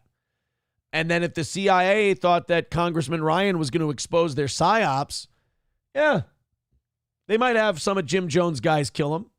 I see it. Survivors and relatives of the Jonestown tragedy filed a lawsuit claiming that the federal government conspired with Jones in the deaths of the People's Temple members. This lawsuit alleged that Jones was a CIA employee, servant, agent, or operative, and that the CIA was aware of and potentially involved in the plan that led to the deaths. Why would the survivors lie? Why would the survivors pull that out of their assholes? Why? I've heard one of the survivors, there was a documentary they did. It's just some fat black Jamaican lady who hid under a bed while they were serving the Kool-Aid because she's like, this ain't right. And she was watching people drop dead next to her while she was under the bed. So, yeah, I don't get the I don't get why those people would make that up. I buy it. I buy it 110%. Tilt says, I was listening to that Fuentes-Dinesh debate. Like, holy shit. There was a Nick Fuentes-Dinesh D'Souza debate. That would be interesting. Ablo Pacheco says, Ted Kaczynski's manifesto is so spot on, it's scary. It really is. The stuff he says about like what technology would become and what it would do to us. It's like he's in the room. Parody says Oklahoma City was planned. ATF set up down the road that morning. They were notified not to go to the office the night before. The video, you could see the Middle Eastern guy in the truck. I mean, what's his name? Timothy McVeigh was a military guy. He was a government guy, so you never know. I just don't trust any of it. This person texting in, peace in the Middle East with Islam in power. You don't remember how Ataturk united the religion, how murderous or bloody that was, or how many wars in that region before 1947? Yeah, I know. Like I said, Islam and Christianity have their problems. Coyote NV with 199 says, come on, some people are just nuts. Yeah, no, I agree. John Lee Malvo, John Muhammad, the DC sniper. Yeah, he was nuts. He was nuts and he sniped people. But a lot of these people have government training. A lot of these people were like trained sharpshooters and shit. It's hard to ignore that. And like Lee Harvey Oswald and then Jacob Rubenstein, Jack Ruby, fucking just whacks the guy. Really? Some nightclub owner just whacks him. Meanwhile, he and Oswald met months ago at Rubenstein's nightclub. Was it intentional that we called him Jack Ruby? Like, again, that's how paranoid I get. Is there a reason we didn't call him Jacob Rubenstein? Was Jack Ruby a commonly, like he would, I mean, when the assassin, when it's Lee Harvey Oswald, he murders a president, they don't call him Lee Oswald. Lee Harvey Oswald. Who shot MLK? James Earl Ray. Who shot Lincoln? John Wilkes Booth. Who shot Lee Harvey Oswald? Oh, Jack Ruby. What do you mean, Jack Ruby? It says here his name's Jacob Rubenstein. Shut the fuck up. That's Jack. Surprised they didn't call him Skip or some kind of nickname. Ruby Ridge was fucked up. Not only was Ruby Ridge fucked up, it showed you that the government does not see it as a part of us. There's us and them when it comes to the government. On a Wall with $5 says Ted Kaczynski wanted to troon out. Well, I mean, they did fuck with him. I mean, they fucked his brain over pretty bad. Thank you, guys. We're 2:55 away from Monday morning's goal. We're already on Monday morning. Thank you for that. 09 Canyon says, to avoid investigation for putting church members on city or county boards and Social Security, welfare fraud, or abuse. Okay. Jack hired by Ruby, says Kevin Soundboard. Jack was Ruby. What are you talking about? What are you talking about? Oh, no, let's not use Jack Ruby's middle name then. It's Jacob Aaron Rubenstein. Yeah, no, we don't need to use the middle name. It's not that important. I think we should just call him John Booth, Lee Oswald, James Ray. Middle names are not necessary. Middle names are not necessary. Gender confusion and sex change idea fueled Ted Kaczynski's rage. Wow. I did not know that. He considered having a sex change operation when he was in his 20s, and his confusion over his gender identity filled him with a rage that contributed to his bombing spree, according to documents released today. When was this? September 12th, 1998. So he did. He wanted to become a lady. Wanted to become Tina Kaczynski. Approachable with $1 says, let's go, people. I turned 40 today. Half of everything over the goal goes to me. Wait, what? We're already over 3 goals. What are you...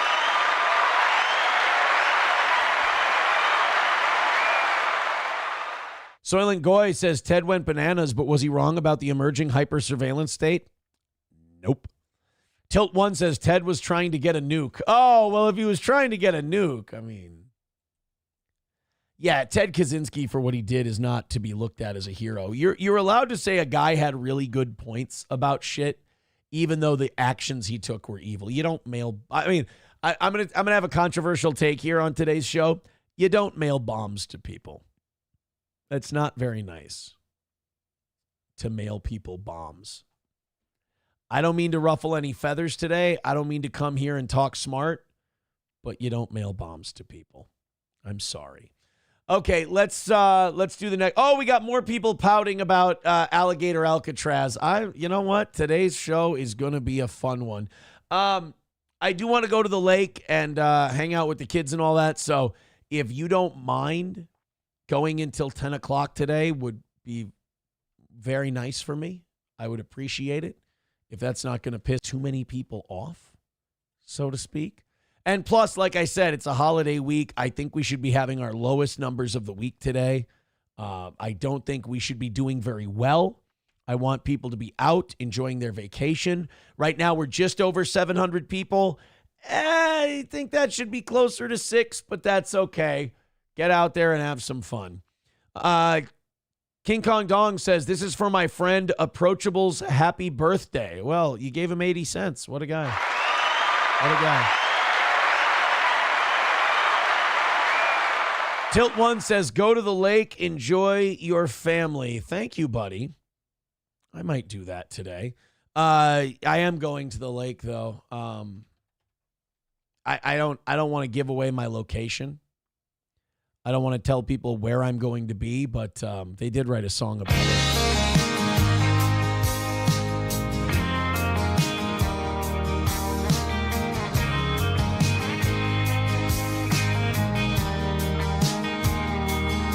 I'm still parked out by the lake, 80 miles from Santa Fe. I don't want to dox myself. Just parked out by the lake. If you're wondering where I parked, I'm out parked by the lake. It's the lake that's 80 miles from Santa Fe. And I'm parked out by the lake, 80 miles from Santa Fe. It's the lake that's parked where I'm at in Santa Fe. And this lake is where I parked, 80 miles from Santa Fe. And I'll still parked out here by this lake, 80 miles from Santa Fe. I wish I could sing. That would be great. I would have a lot easier life if I could sing. I'm jealous of people who can. Lab Glass with $2 says, don't mail bombs, send them pagers. Parody says, they say our stuff gets repetitive.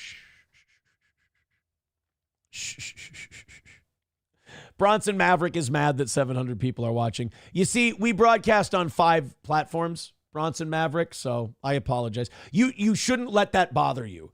Don't let me having more viewers than the shows you watch bother you. You have to stop doing that. It's going to drive you nuts. We do average in the high 800s every day. We peak out over 1,000. I'm sorry. I apologize. And that's just on a normal, boring day. Bronson Maverick, don't let that upset you. You guys let that shit get to you. It's retarded. You shouldn't do it. We're doing well. Who gives a fuck? Good old JR becoming a member for 35 months. Thank you so much. Bronson Maverick says that makes it even worse. But I mean, look, whatever you need to tell yourself, but we're doing very well. We have more viewers than the shows you watch. I know that's upsetting to some people, but you shouldn't. It should be like golf. You should be first of all, these people aren't going to send you a birthday card. All right? You don't have to simp so hard. Look, just admit Steel Toe's a better show than all these other shows. I mean, it's not exactly controversial. And there's a reason that we have more viewership than they do. Sorry, pal. Sorry. Or just say, hey, I'm a bigger Steel Toe fan than anything else, and then you can be on the winning team. Coyote NV with $1.99 says, just read 1984. All right, look. I'm going to say it.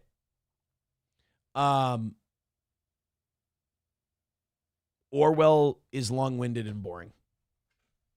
Sorry. I like the general message. I like the general idea. It's the same reason I won't read. It's hard to read Tolstoy. It's just, they love their words. Yeah, Sam Show kind of calling out Bronson Maverick. Sorry, Bronson, we don't mean to pick on you, buddy, but you kind of left yourself open. Sam Show says, first there wasn't 700, now there is 700, but now it's sad because it's across multiple platforms. Sorry, pal. Sorry. Oh, but he does admit he's a Toe fan. All right, and it's a great spectacle. It is. It's a fucking fantastic show. I'm incredible. I'm a better entertainer than all of them. And Bronson, that's why you're here early in the morning, buddy, on a holiday week. By the way, we're over our goal until Monday. So that's pretty fucking crazy, right? Alligator Alcatraz can't be allowed. Guys, I want you to look at the face of the resistance. I want you to look at the man who's going to show you all that Donald Trump is wrong and Alligator Alcatraz cannot be allowed. He's putting his foot down, and he's ready to tell you. On TikTok, his name is It's Luke 7. And It's Luke wants you to know that Alligator Alcatraz cannot be allowed. There's the face of the resistance. That's right. Full-grown Peter Dinklage. Let's hear the guy out. I'm sure this is going to be rational. It's another progressive front seat of your car parked out by the lake, 80 miles from Santa Fe kind of a deal.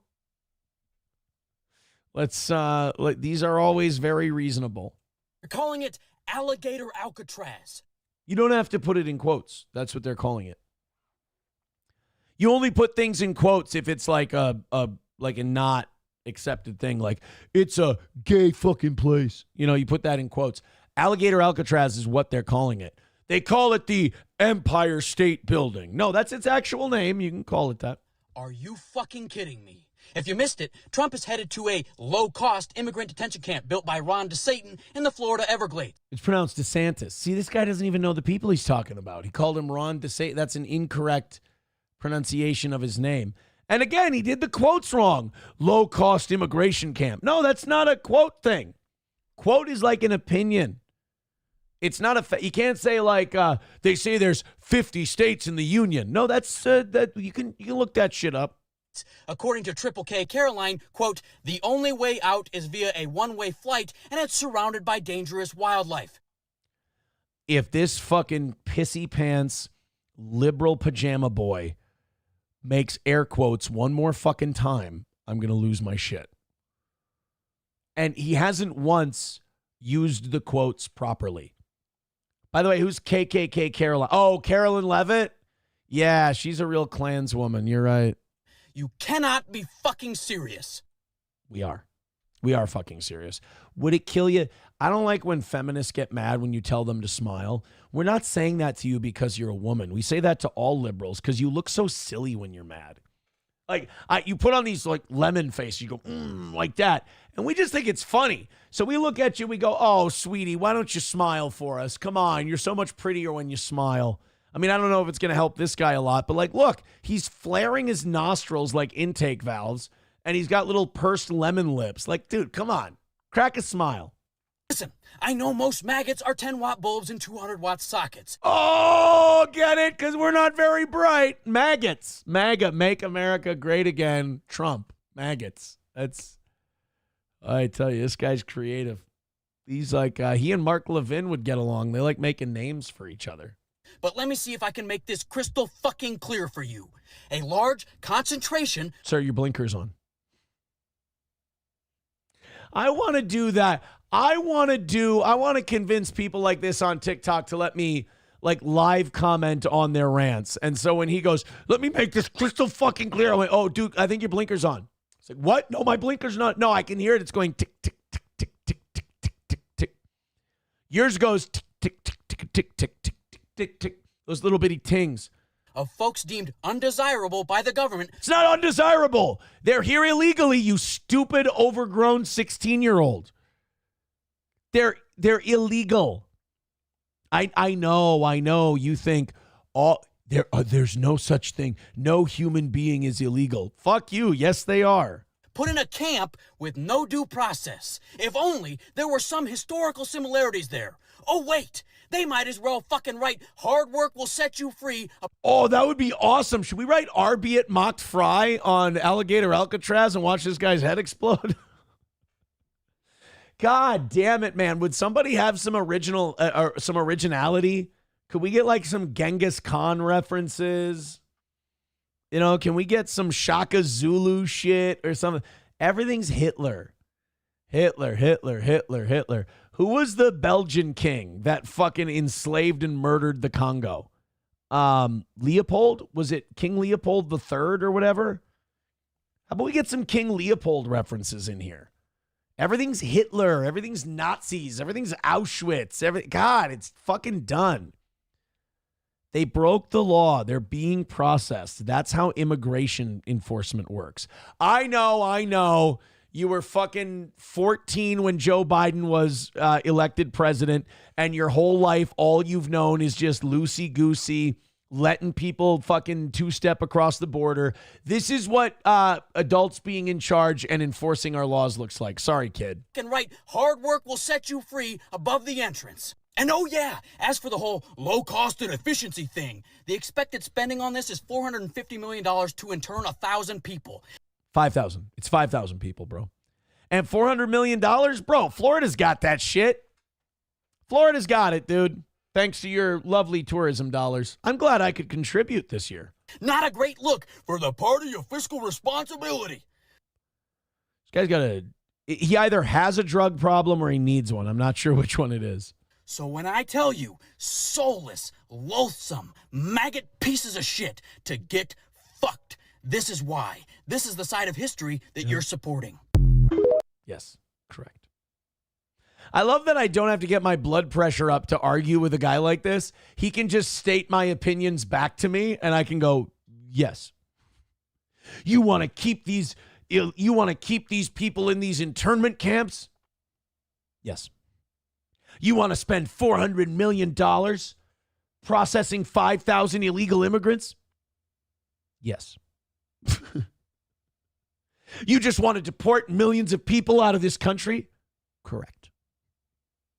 Well, then you're a piece of shit. I can live with that. Well, then I say that you're a maggot piece of shit. I'll give you a call if I can't sleep tonight. All right? Kyler Pouch with $5. Oh, he liked the Peter Dinklage line. I like that. Thank you, buddy.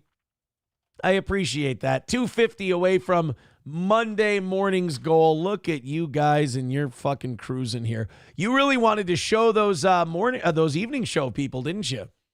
You guys are $180 in today. They made $320 yesterday. So, I mean, you guys are, but you haven't had as much time as they did yet. Sam Show says, don't talk shit about the swamp. Get out of my swamp. You guys just want to sit there and round up illegals and put them in cages and then kick them out of the country? Are you offering? Are you I didn't even know that you knew it was my birthday. Holy shit. Oh, guys, I've got some news.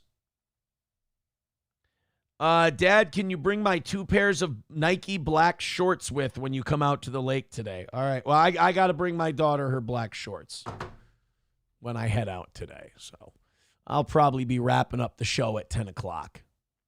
But I appreciate it. Thank you, guys. Very, very much. You guys, they did a poll about pride in being American. Or at least I know I'm free. And, boy, I tell you, that Donald Trump getting elected president, it sure does do something to those Democrats about whether or not they like their country. I'll tell you that I'll give Republicans this. Republicans' pride in being American stays pretty fucking consistent no matter who's president. Republicans do a better job of loving their country, disliking the people who run it than Democrats do.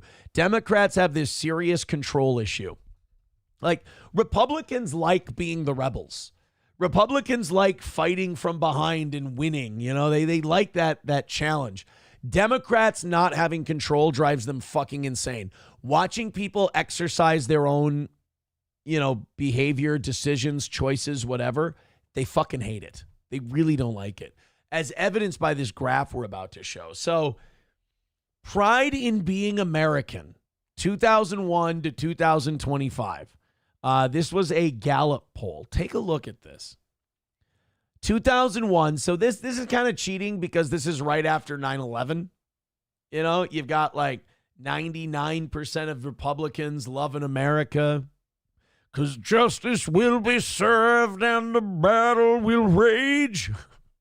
Yeah, 90% of Democrats loving America after 9/11. You know, if only they knew what was coming, you know. But you look at Republicans, so they're at like 99 after 9/11. So Obama gets elected right about here. Republicans don't take that much of a dive. It's like 3 or 4 points.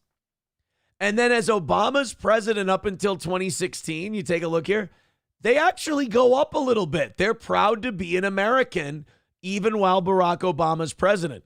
You look at Democrats, George W. fucking Bush, asshole. Ooh, Obama, I like him. Obama's great, love him. Trump, no. And Republicans, when Trump became president, there was a little uptick, but it was like 90% to 95%. Democrats went from 80% loving the country down to 40%. I mean, these are people who, unless they can tell you what to do, unless they can control the country, they don't love their country. These people are not patriots. Because if you're a patriot, you love your country no matter what.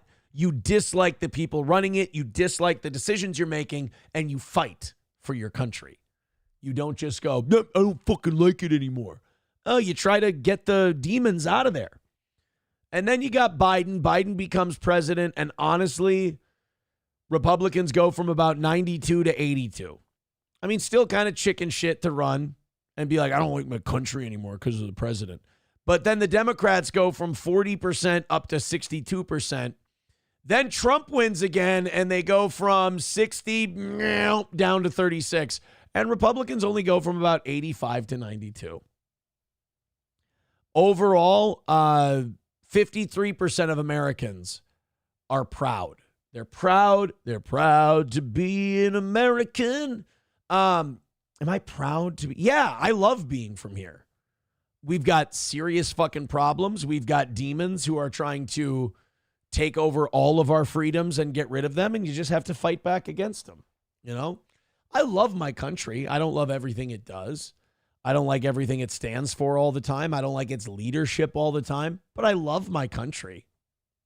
I mean, I agree with parodies. I mean, what this graph is showing us is that Democrats are just the ultimate sore losers. You know, they're just complete. Like, if they don't get their way, they don't love it. Well, then, you know, if it's based on whether or not you're in control, then you don't love the country. You love power. You know, if you go like 60% of Democrats, or I'm sorry, 40% of Democrats dropped off. That 40% of Democrats, they just love power. They don't love the country. They don't have an allegiance to the idea of the United States of America. They have an allegiance to them being able to tell people what to do. Tilt One says, I always loved America. I might not like the president, though, which I think is that's a great way to be. Chips and Diff says, so Republicans are more mentally stable. That's what I read from that chart. You know, I really wish that Republicans would be a little more fiscally stable. If I had one complaint about Republicans, it's that they don't believe shit. You know, they throw out platitudes, but they don't fucking believe it. And they don't have the balls to see it through. You know, no more foreign wars. Until Raytheon and Lockheed Martin need a bonus check, then they'll launch some bombs or sell them to somebody who's going to start a war. You know, fiscal responsibility, yeah, in your bra. No fiscal responsibility. 09 Canyon says, not proud to be American. I was just born here, didn't do anything. I'm glad and grateful to be an American. MSO says, no. Stories with Joe says there's an important reason Jesus told the apostles to do nothing until they receive the Holy Spirit. I've never read the full Bible. I just pick and choose. It's a long fucking book. Have you ever tried to read it? This one, I believe in Doyle Hargrave's position on the Bible. Doyle Hargrave's Bible. I want to see. Is this the? So what's in your bag? I believe what Doyle Hargraves does when he says this one begat that one and begat that and begat this.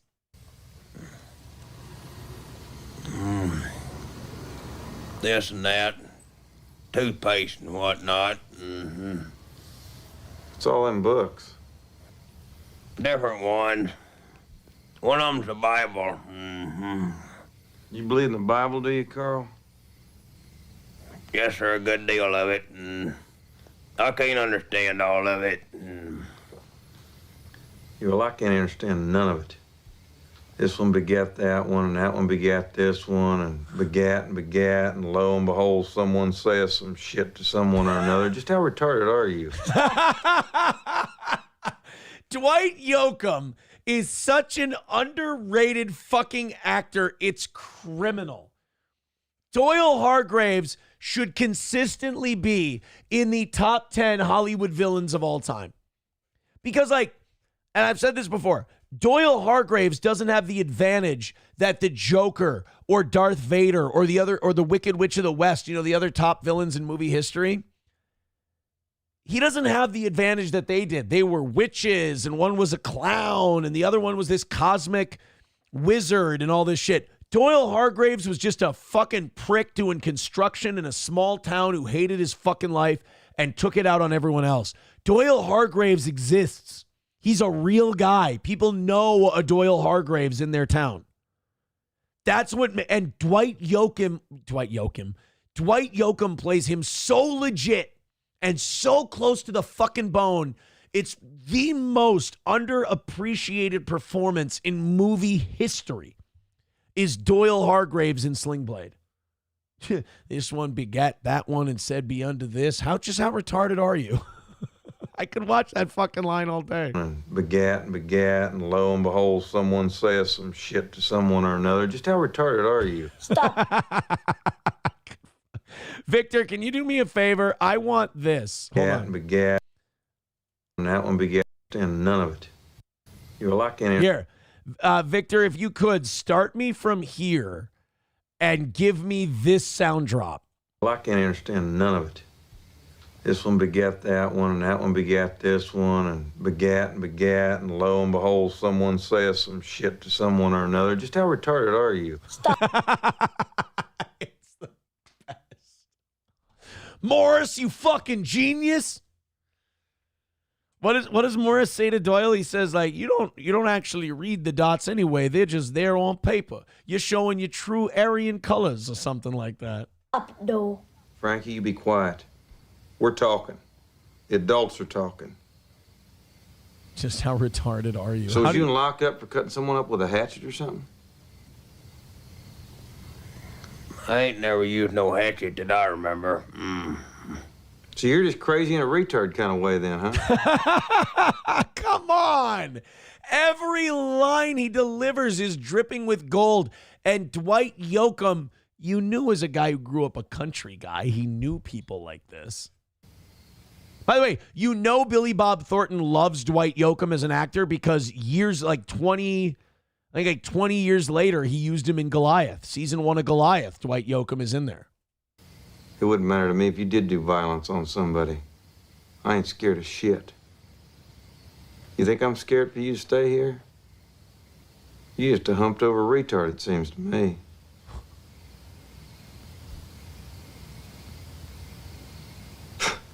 I'm just kidding you. Welcome to our humble home, buddy.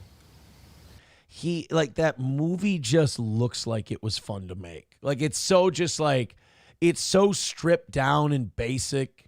It really is one of my favorites of all time. Like, Sling Blade it's in top 15, I would say. Really good. If you haven't seen Sling Blade, fuck you. Go watch it. Some folks call it I call it a Sling Blade. Some folks call it a Kaiser Blade. You don't need to be hearing such things. You're just a boy.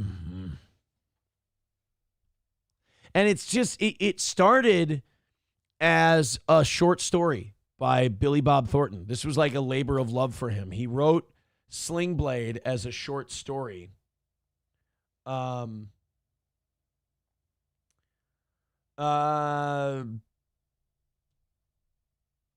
And then I think they asked, God, was it he wanted to shop a movie? I can't remember how the story goes. Either he wanted to shop a movie or they were asking him to make a movie. And he remembered that short story, that Sling Blade that he wrote, and it wasn't called Sling Blade. And he turned it into a movie, and God damn, is it good. What was the Sling Blade short story called?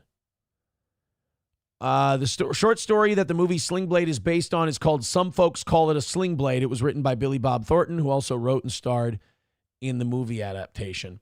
Doyle Hargrave's best nest. Come on, type, you fat-fingered retard. Best villain.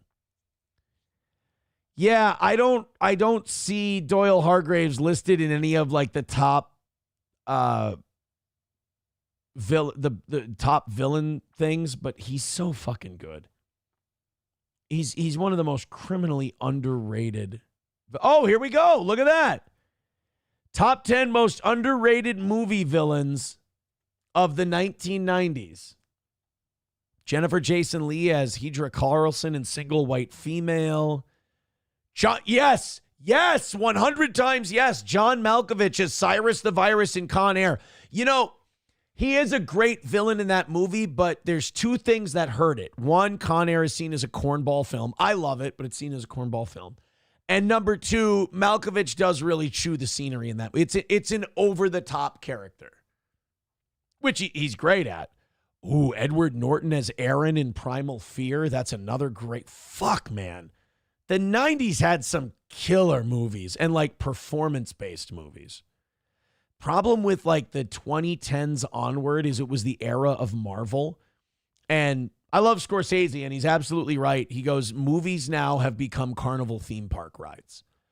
And he's right. And don't get me wrong, like I love the Marvel movies, and I think some of them stand up as films that tell a story, but like, dude, Primal Fear, the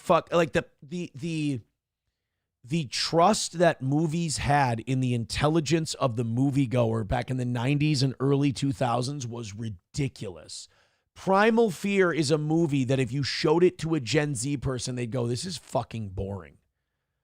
Because of the way they've been conditioned to like movies and shit, they would go, this is boring. It's just a bunch of people talking. But it's such a great fucking story, Primal Fear. I believe that if you showed a lot of Gen Z people, what is it? The M. Night Shyamalan movie.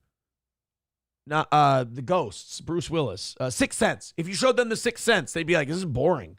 Like, this is fucking brilliant, dude. Because you know, when you watch it, there's nothing better. If you've only seen the Sixth Sense one time, watch it a second time. It's the best. I think the Sixth Sense it's not the best third, fourth, and fifth watch movie, but it's the best second watch movie of all time because you see it entirely. When they're out to dinner for their anniversary, you're like, oh, yeah, fuck. Obviously, how did I not see this before? He died when he was shot at the beginning of the movie. And like Haley Joel Osment is piss pants scared of Bruce Willis at the beginning of the movie, doesn't understand why he keeps running him down. And you're like, oh, the fucking guy's dead. That's what it is. But Primal Fear, yeah, Edward Norton is Aaron. Edward Norton's one of my favorite actors of all time. Like, he's top 5. One of my favorite actors. The problem with Edward Norton is, I don't know if you've ever like watched anything on him or read anything on him. He's a fucking prick. He's ridiculously hard to work with. Every time he does a movie, he wants to rewrite the whole fucking thing. He did it with Tony Kaye in American History X. He tried to take over the film, and the studio sided with Edward Norton, and Tony Kaye still to this day doesn't want anything to do with American History X, doesn't want his name on the credits, nothing. Hates it. Fucking hates Edward Norton, hates American History X. They didn't make the movie that he wanted to make. They made the movie that Edward Norton wanted to make. And Edward Norton did this in every fucking movie he was in. Even when he was with Brando and De Niro in The Score. He had shit he wanted to rewrite. They wanted him to do another Incredible Hulk movie. He wanted to write the fucking thing. They're like, no, that's not what we're doing at Marvel Studios. We're not doing the, you write the movie shit. And Edward Norton said, well, then if I can't write it and tell everyone what to do, I don't want to do it. He's a fucking dick. Number 2, Sarah Michelle Gellar as Catherine Merchule in Cruel Intentions. I saw Cruel Intentions once, and like the incest shit, no thanks. I didn't like that movie. Number 1, Viggo Mortensen as the devil in The Prophecy. Fuck off. Why is Doyle Hargraves not on this list? Fuck off. One of the most underrated villains of all time. Waver with 99 cents. Thank you very much. King Kong Dong with $1 says they forgot the ultimate villain of all time. 1994 Forrest Gump. Jenny. Jenny was a piece of shit. I mean, but Forrest was also a sucker. I mean, I get it. He's kind of retarded. Totally retarded. You know, that's funny as I keep thinking about this in third grade. It's probably 95, 96. I was in third grade. That was the first time I heard an adult say retarded. My third grade teacher, Mrs. Anderson, she said some people, because we had a girl in our class who was mentally retarded. And back then they said mentally retarded. They didn't say developmentally challenged, whatever. The 90s were fucking based. They just said mentally retarded. And her name was Rachel.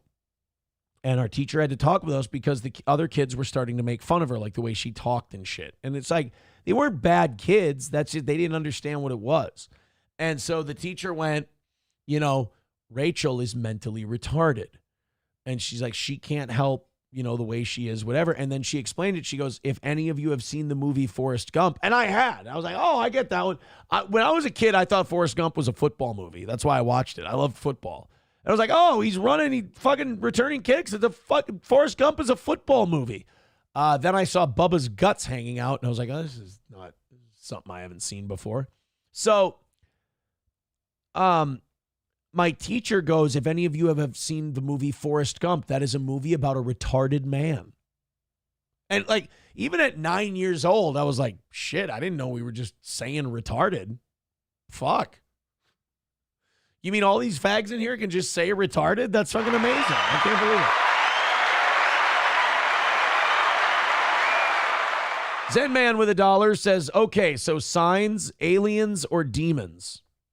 Well, seeing as it was a Mel Gibson movie, even though it was M. Night Shyamalan directing, I would lean towards demons because Mel Gibson's like huge into demons and all that stuff. Speaking of Mel Gibson, you know what I never watched a second time and I'd like to? Passion of the Christ. Zen Man with $1 says, no, ultimate evil character is Grandpa Joe from Willy Wonka, followed closely by Jenny from Forrest Gump. What about the chick from Titanic? Like, Rose is a cunt. Rose is a piece of walking human shit. Rose is the benefactor of a generation of women never being told they can be wrong. That no matter what they do, it's right, and someone is always victimizing them, and they don't put themselves in any of their own positions, or none of anything that happens to them is a consequence of their own behavior. That is how Rose became celebrated in cinema. Rose is a fucking sociopath. Rose is a cunt. Like, Billy Zane, if the world of Titanic worked properly, Billy Zane and Leo DiCaprio would have thrown her ass overboard because she played those two guys. Like, Rose is a phenomenal piece of shit. So she has this guy that she's with for money, and she loves the money, and she likes the security that it provides, but, oh boy, I don't have adventure. I have my money and my security, but I don't have my adventure. All right, we'll pick one, you fucking bitch. I mean, to sit there, like, how dare you? This man works his fucking balls off. He's a titan of industry, and then, he works hard and provides for you. But, there aren't enough fireworks and whatever. All right, then go into steerage and fucking go and find yourself a poor guy and go have an adventure. And then she fucks him once. And then all of a sudden, oh my God, he drew a naked picture of me. Oh my goodness, let me help you steal this diamond. Because she still wants the security. She wants the adventure, but now she's got to have the money though too. So I got this Hope Diamond or whatever the fuck it's called. So then she cheats on the guy she's with, doesn't have the balls to break up with him, won't tell him I don't want to be with you anymore because he's got the money. Then finally, when he fucking catches her being a cheating fucking hoe bag, then she goes, oh, I'm dumping you. That's female empowerment. You get caught doing a shitty thing. You're a cheater. You're fucking garbage. But oh, the man is yelling now. He's mean to me. I'm going to stand up for myself. He caught you fucking cheating, bitch. You're not a victim. So then she goes, well, I'm going to stand up for female empowerment and dump it. Oh, so you're going to cheat on him and then you're going to dump him. All right, so you're an asshole. Then the boat sinks. She chooses her fucking street rat, but lets him drown. She doesn't love him. She's not capable of feeling love. She's a user. She used him for excitement. She used Billy Zane for his money. If I said Billy Mays, I apologize. So with Rose, he gets her on that door. And instead of her going, why don't you come up here with me? Stay warm. I love you. I want you to survive. Like, if you love each other, you die together. You know that old couple in Titanic? They hold hands and he spoons her when they're in the bed. That's love. Rose lets Jack come onto that door, and if they both freeze to death, they both freeze to death. That's love. He went and put her on that door and just hung on there and froze to death in the water and died. And instead of her going, why don't you come up here and keep warm? Go ahead. She just goes, oh, thanks.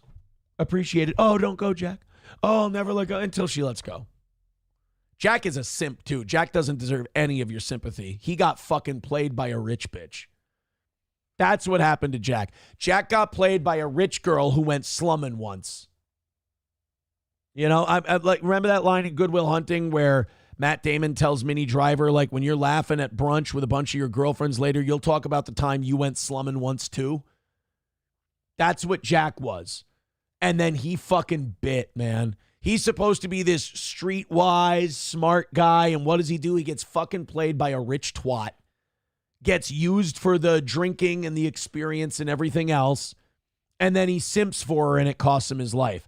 Then that fucking broad had the nerve to marry another guy, to have children, to have a whole life. But then when she dies, she goes to Jack. You fucking bitch. Even in death, you're an asshole. And let's not forget about the fucking diamond. Remember that fucking diamond? She has a granddaughter or a daughter, or whoever that chick is. She could have used that. She's going to struggle to pay bills and everything else. She could. I mean, Rose is the ultimate boomer. Rose takes that diamond and she's like, it'd be at the bottom of the ocean with Jack. Bloop. Throws a $10 million piece of jewelry in the fucking ocean. She could have given it to the girl who took care of her, who wiped her fucking old ass, who brought her out to the fucking boat, who brushed her teeth, who fed her, who clothed her, who cleaned after her. And she throws the diamond in the fucking water. I hate Rose. I hate her so much. I'm so glad she fucking died at the end of that movie. I'm so glad, man. When she died, the whole theater should have busted out in laughter. It should have been great. Sorry. What do you guys think? Soylent Goy says, I would have kicked her ass off the door. No. They could have gone on the door together. That's love. It's a give and take. On a Wall says, based. Thank you. Chevy Fan says, are you okay? Dude, I hate her. I hate her. I don't hate her because of what she did. I hate her because of the way she's perceived in society. It's the ultimate failure. I'll tell you what Rose is. Rose is the ultimate failure of men in a society. We have failed. We are supposed to be leaders. We are supposed to be the ones who show the way. We gave up the reins because we were tired of getting yelled at and chewed out and bothered. I'm sorry, but that's what leaders have to deal with. And we let people believe that the way Rose behaves is okay. And we raise our children that way. And we teach people that that movie is to be lionized. Deceit, lying, infidelity, robbery, dishonesty. That's what you're celebrating when you celebrate Rose from Titanic. Fuck you. Gray Duckling with $2 says, fictional characters. Fictional characters. I know. McBuster says, should have made a picnic table boat. All right, somebody too. I'm not Rose. How dare you? Although I get the metaphor. I understand. Chips and Diff says the second Rose would have smiled at Aaron. He would have swam to the bottom to find that diamond and proposed. Absolutely not. Sam Show says that whole story is about the whore of Babylon leading the white man to his doom. Have you seen the Owen Benjamin thing on that? It's actually really good. I think it's worth a watch. Owen Benjamin Titanic. His Titanic rant it's primo. It's fantastic. Where is the whore of Babylon deal? Is this it? I don't think this is the clip. So the American worker was resisting. Oh yeah, this is it. Financial debt until the car. And so the whore of Babylon in this movie seduces Leonardo DiCaprio. And when you look at the symbolism, it's like a demon whispering into the ear of an innocent man. Okay? Look at this. It's like a demon. You can see the image. So Henry Ford famously did not want any American to go into debt for a car. He made the Model T Ford as inexpensive as possible. He also made a 40-hour work week. He was all about workers' rights, and he insisted that the car should be affordable for the American worker. Okay?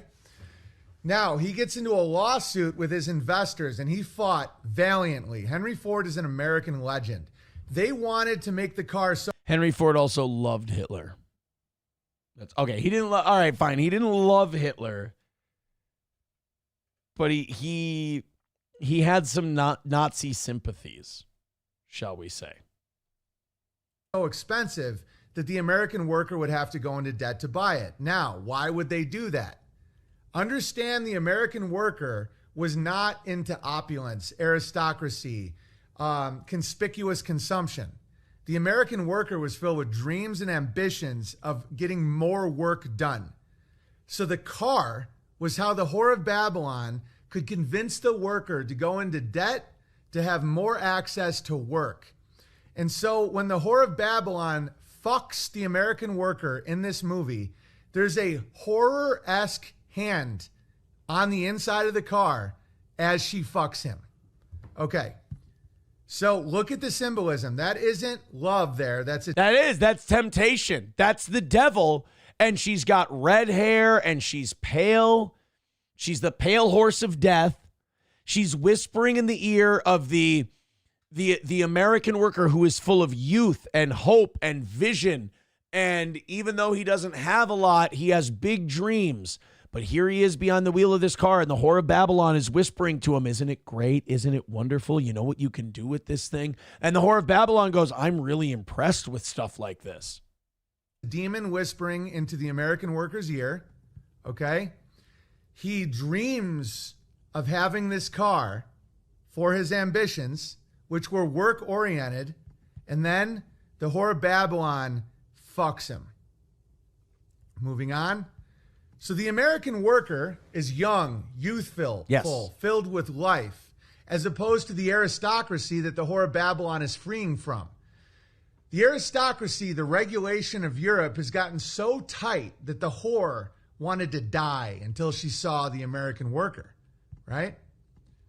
The whore of Babylon seduces the American worker through the car industry. And in the movie, the cinematography, she's always depicted as red. Yes. That's why she has red hair. Demon. Her name is Rose. She wore a red dress. Okay, that's the whore of Babylon. Now, once the American worker has accepted... And it makes sense, like fucking over the American worker. I don't know if you know this. James Cameron is relatively socialist. Like, I'll look this up, but I'm pretty sure James Cameron is more than just like a lefty. He believes in the workers' rights and power to the people and like pretty Marxist shit. So this is kind of where the political spectrum is a circle more than a line. Like a lot of really far right-leaning people who look out for the corporate takeover of America end up sort of uniting with Marxists and communists in a weird way because they both want the same what, they just disagree on how. They both want the worker to be protected. They both want the people to have the power. But the problem is on the right, it's usually less government, more of the frontier attitude. With communism, it's we'll have an all-powerful government and we'll protect the rights of the people with that all-powerful government. But it doesn't work that way because the government just becomes the main corporation and takes care of themselves. The offer of the Whore of Babylon to get into debt, the waters start to rise. As we all know, in the financial world, every metaphor has to do with water. Are you afloat? Are you underwater? Are your assets frozen? Are they liquid? And then we see as the Whore of Babylon stares into the eyes of the American worker and lets him slip under the water. Yes. So he's no longer afloat. He is now underwater and he cannot pay off his debt. And that is the story of Titanic. Okay? So Titanic is the story of the Whore of Babylon coming to America from the aristocracy that she was fleeing because it was overregulated. The American worker, filled with life and dreams, got fucked in the car industry, okay? Accepted the debt, idolized the whore, drew her, made graven images of her. Yes. The water starts to rise. Created idols, false idols, broke commandments for the hoe. And he is now underwater. And now you find yourself in modern America where the Whore of Babylon, and this movie, I believe, was made as a brag. This movie, I believe, was made to show America exactly what the fuck happened. Is it that? See, I don't know if it's that or if James Cameron was trying to tell a story about the American worker. In my opinion. Doggo Doesn't Die with $1 says Ford was also anti-union and only caved because his wife threatened to leave him. The dream is alive. They are exceptionally affordable for the Nazi union employees. Helgi writes, call me crazy, but I'm pretty sure the Titanic was about a boat sinking.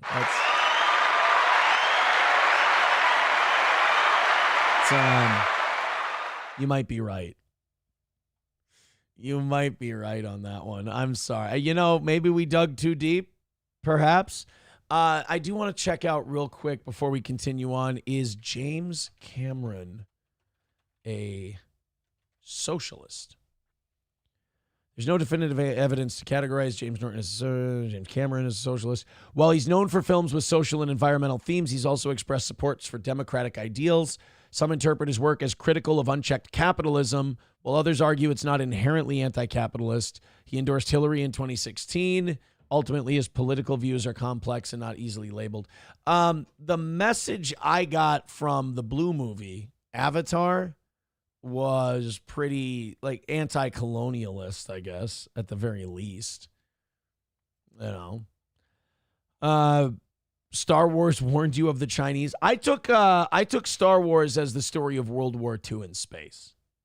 That's what I took away from Star Wars.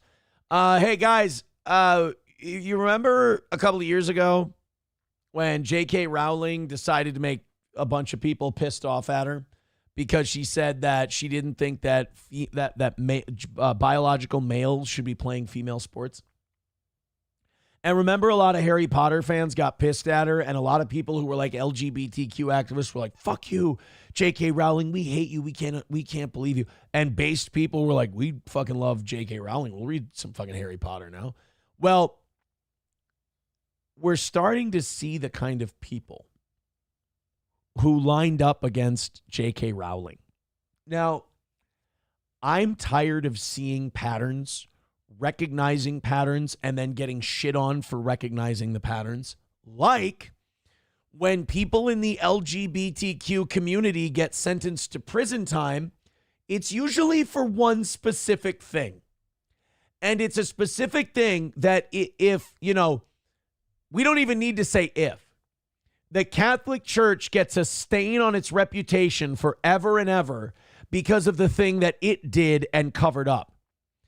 The same statistical occurrences, if not more, happen in the LGBTQ community, but you dare not speak its name, You dare not point it out, or you're being a homophobe. You're not a Catholic phobe if you point it out for the Catholic Church. But if you point out the same statistical anomaly in another group, you're a bad guy. And that's because these are useful idiots, and they don't want them exposed.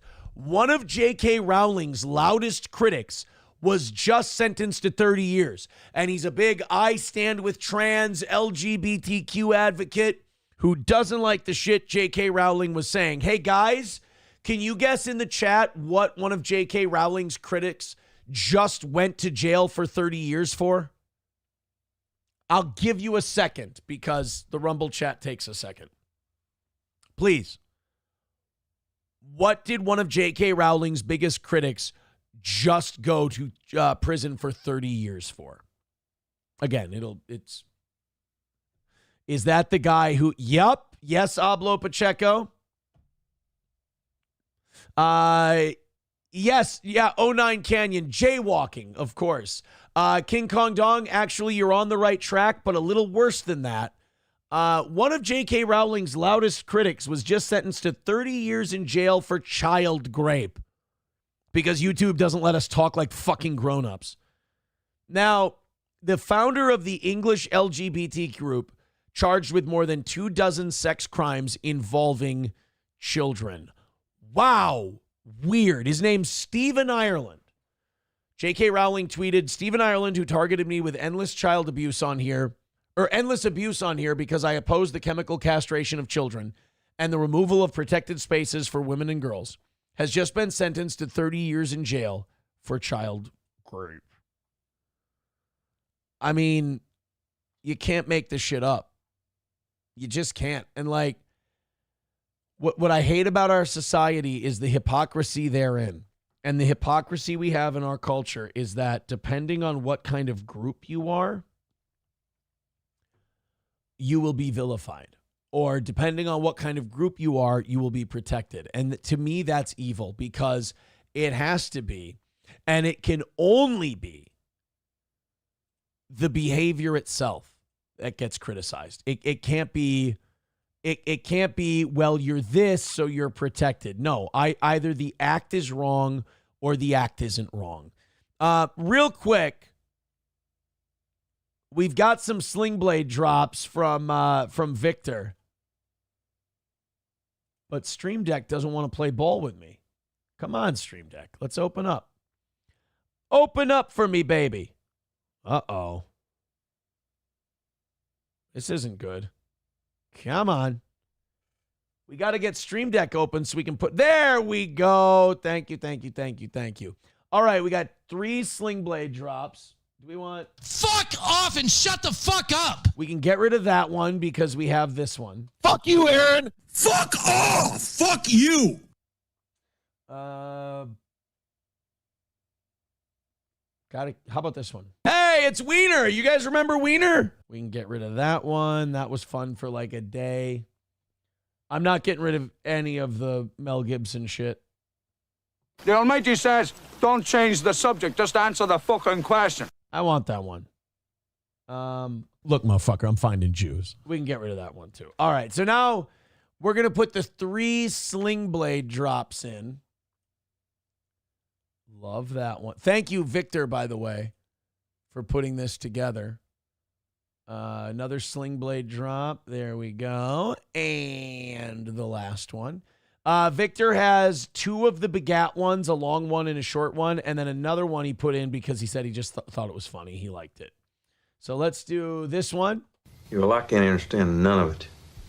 This one begat that one, and that one begat this one, and begat, and lo and behold, someone says some shit to someone or another. Just how retarded are you? And then there's this one. He did a short version. Just how retarded are you? That's a good one. And then this one. So you're just crazy in a retard kind of way then, huh? We're going to get a lot of mileage out of all of those.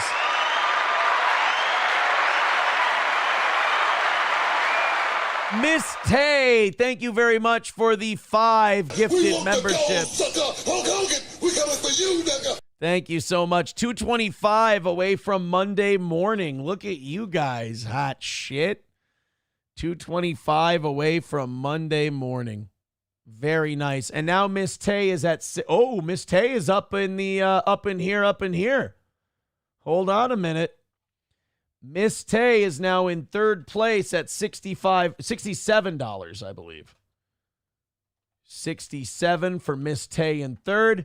That puts Doorman in fourth with 55, and Steven 1, not Steven 2, is going to drop out of the top 4. So 55 is the last spot in the top 4. Thank you very much, Miss Tay, and thank you to you guys. You guys are now $205 into today. Nice. With no goal today, and you guys still dropping a couple hundred on the toe. Thank you.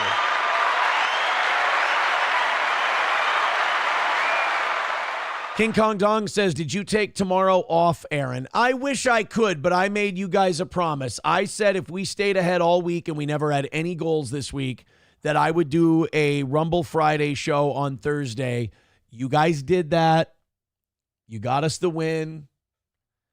I'm not going to lie. I kind of want to take tonight off, but the evening show just dumped $320 on this program. I can't just fuck off. That ain't right. I am going to head out at around 10 today, though.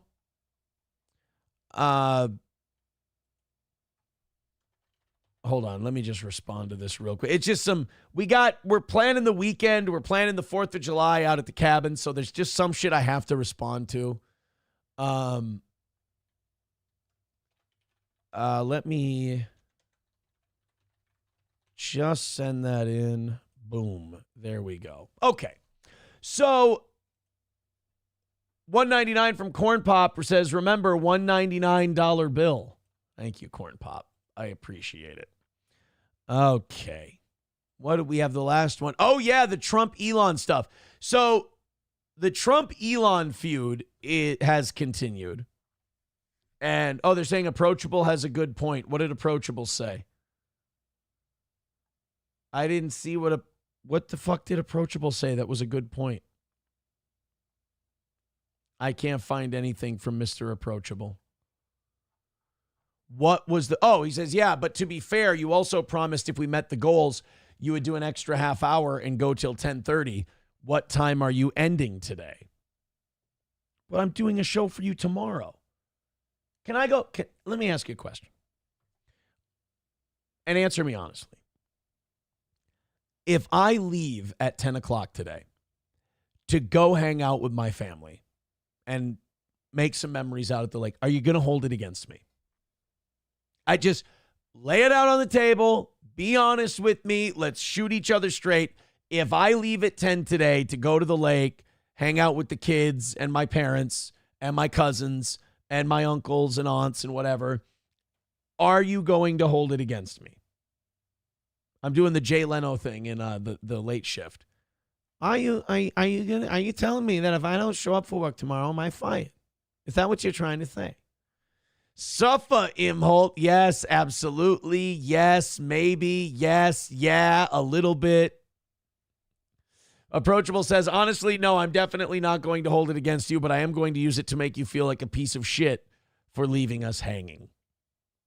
Thank you. Stories with Joe says, LOL, I don't care. I hope you drown at the lake. See, no, that's not very nice. Dusty Rhodes says, I will hold it against you if you will. Soylent Goy says, this chat has daddy issues. You stay.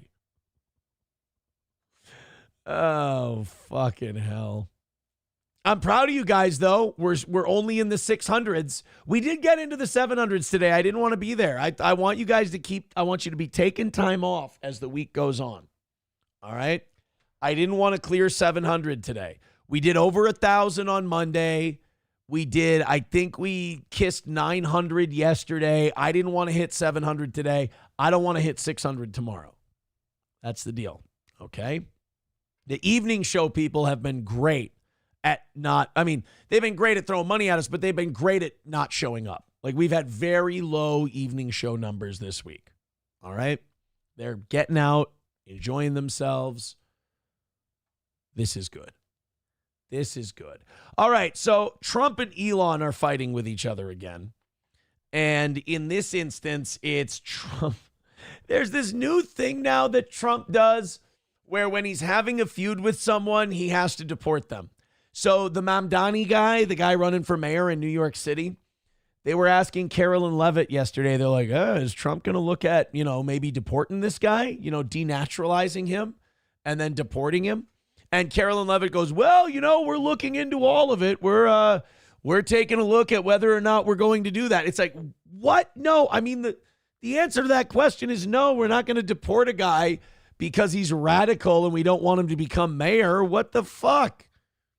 Nope, not in the Trump administration. In the Trump administration, it's, fuck it. Yeah, let's take a look. Let's see. He kind of seems like he's a bit of a piece of shit. I'll be honest with you. Maybe, you know what? Maybe we will deport the fucking twat. It's like, Jesus, I didn't know. I mean, I wasn't ready for you guys to be that fucking open.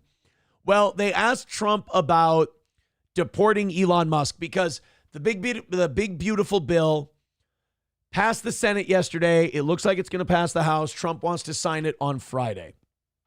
And Elon Musk hates the big beautiful bill because it doesn't cut enough spending. It cuts like $1.2 trillion in spending, but it cuts taxes by like $4.5 trillion. So there's a disconnect there.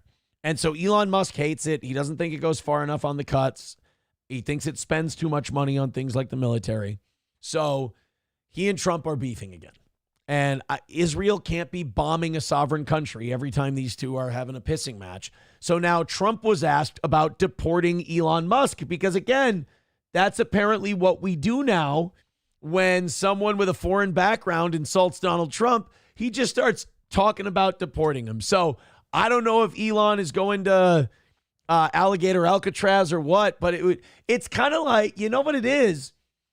It's Castro and Rebenga. Remember Emilio Rebenga and Scarface when they're at Freedom Town? And Frank Lopez wants them to whack Emilio Rebenga because of what he did when he was in the Castro regime. That Elon Musk is going to be down at Alligator Alcatraz, and they're all going to be sitting there with sticks going, Libertad, Libertad, Libertad, Libertad. Elon! All right, so this is Trump talking about Elon Musk and whether or not he's going to be deported. God damn it with these fucking helicopters and planes. Jesus Christ. Some Republicans not to go too crazy with the cuts. Are there parts of the bill or amendments that you think cut too much? We're going to have to see the final version. No, I don't want to go too crazy with cuts. I don't like cuts. There are certain things that have been cut, which is good. I think we're doing well. We're going to have to see. It's very complicated. Fucking A, man. This is what I'm talking about. This is what happens when you take a guy who was a lifelong Democrat and you make him your Republican president. I don't want to hear him say shit like, I don't like cuts. I love cuts. Do you hate government spending? I'm sure he'd go, yes, I hate government spending. Then you're going to love cuts. Make some fucking cuts. Our military can make it on $550 billion a year. Give them $550 billion a year. We'll make it work. You're getting rid of the Department of Education.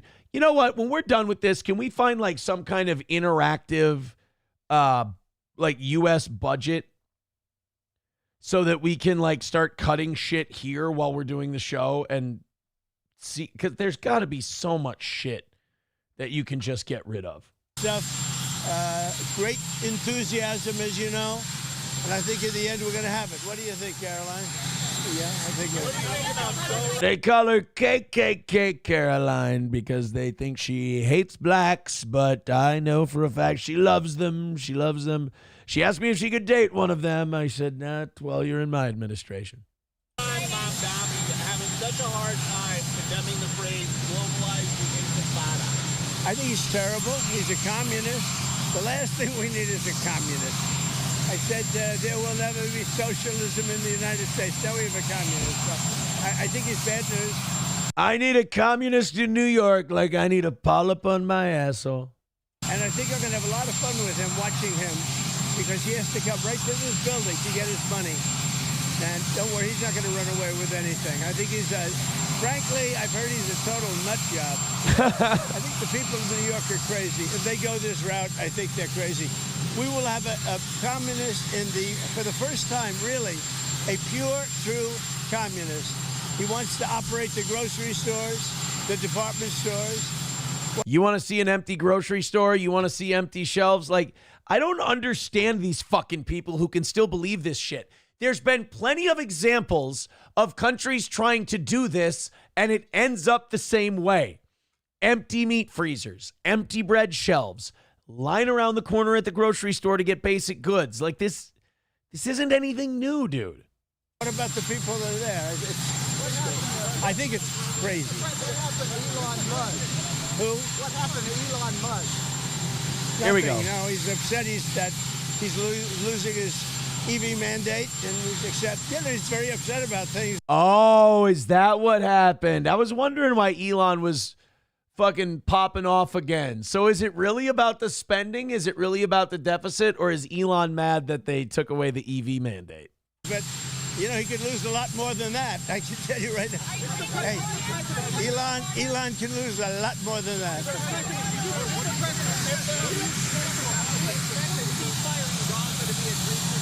Oh, so they didn't. I thought they were going to ask him about the deportation thing with Elon. He could lose a lot more than that. But he did say he would take a look at deporting the foreign-born businessman. Dude, that would be like his most petty move he could possibly make if he deported Elon Musk. That would be, to me, a new low for Donald Trump. But I see, Elon not quite as principled as he let on. I didn't realize that he was losing his EV mandate. Okay. All right. It's always shitty when someone goes, "Oh yeah, I'm doing this for this reason." And you dig a little deeper and you find out, "Oh, this is happening to them. Why didn't you tell me this was happening to you?" And they're oh, okay. So you wanted to wrap yourself up in like the morality of it all. You wanted to wrap yourself in the American flag and be like, "I'm doing this for the people of the United States of America." And then we're like, "Hey man, looks like you might lose $1 billion on this deal." He's like, "Oh, that has nothing to do with why I'm doing it." Okay. Just like all these tech guys changed their political allegiances because they must have just saw the writing on the wall with Trump. They must have just seen the light. And all of a sudden they're like, "Oh, I get it now." It had nothing, excuse me. Sorry. It had nothing to do with the fact that he was going to win and you're going to have to do business with this guy. You just had an epiphany all of a sudden. Like Jeff Bezos with his fucking Latino wife. He just all of a sudden really liked the guy who was going to kick all the Mexicans out. Sure. Mark Zuckerberg, who's been like at the forefront of every fucking liberal move for the last 20 years. Just all of a sudden he figured that Trump is based and he loves him. Shit. These people, you know what it is? All these tech guys are growing up and they're learning what the weapons manufacturers have learned. They're learning what the banking industry learned years ago. They're learning what the pharmaceutical companies learned, that what you have to do is butter both sides of the bread. That way, whichever one comes up looking best, you're on the good side of it. That's what the tech guys are doing. For sure. Let's do the big, beautiful bill. This is some of the stuff that's happening in the big, beautiful bill. I wanted to lay out some of this. This is from Fox 9. This has a lot to do with like how it's going to affect Minnesota, but it's for your state as well. Well, new tonight, the so-called Big Beautiful Bill is one step closer to becoming law. Just hours ago, the Senate passed that bill. And it now heads back to the House for the changes, but before heading to the president's desk. Our Mike Manzoni has kind of looked into how this could impact Minnesota. And Mike, this bill could really force state lawmakers to possibly head back to the Capitol to rework the state budget, right? Yeah, Tim and Kelsey, that's because the bill cuts more than $1 trillion, mostly to Medicaid and food stamps.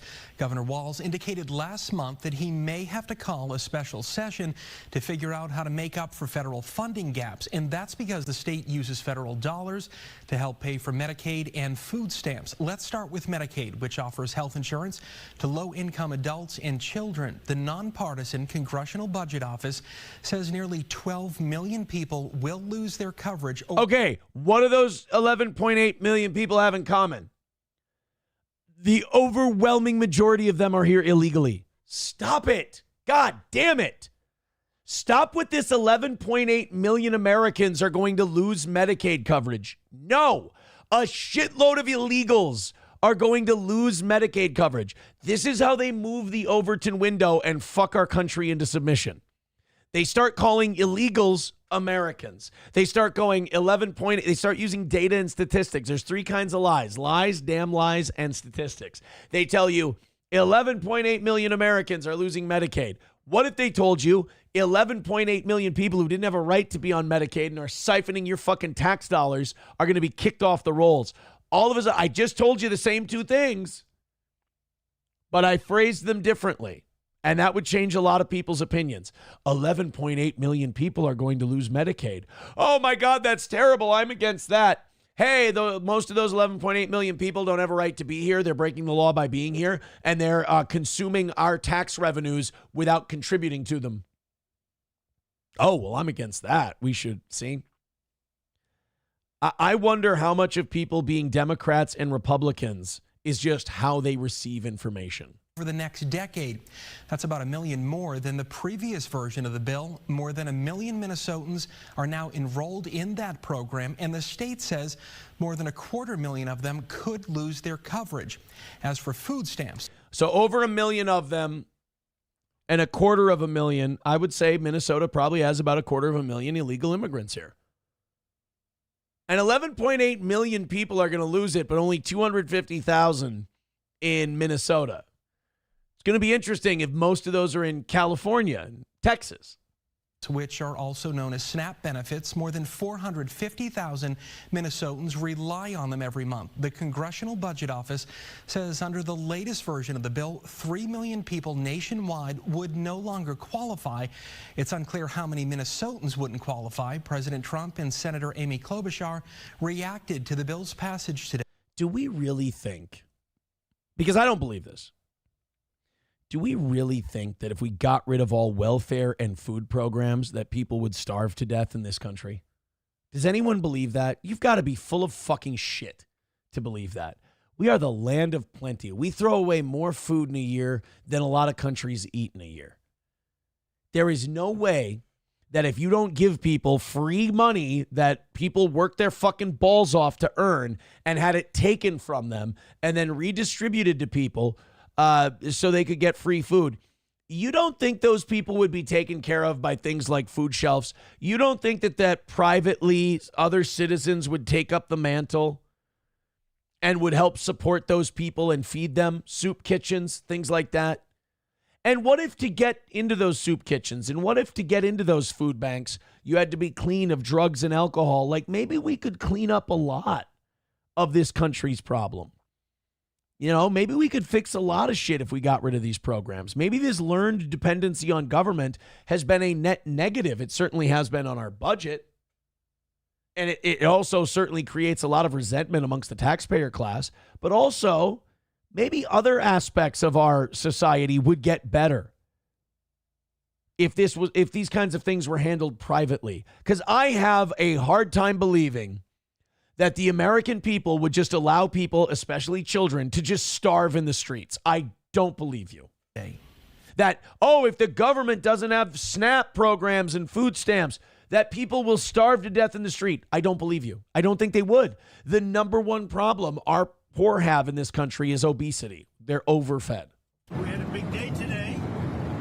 The bill passed, and I think it's going to do very well in the House. We'll see how that works out, but looks like it's ahead of schedule. This is going to be hundreds of millions of dollars. It's not just Alaska anymore because of the parliamentarian rule. They have literally turned it all upside down. And President Trump says he wants the bill on his desk by July 4th. As you know, that is just 3 days away. Tim Kelsey. Well, I mean, if they pass it today, it gets to his desk Friday. It's easy enough.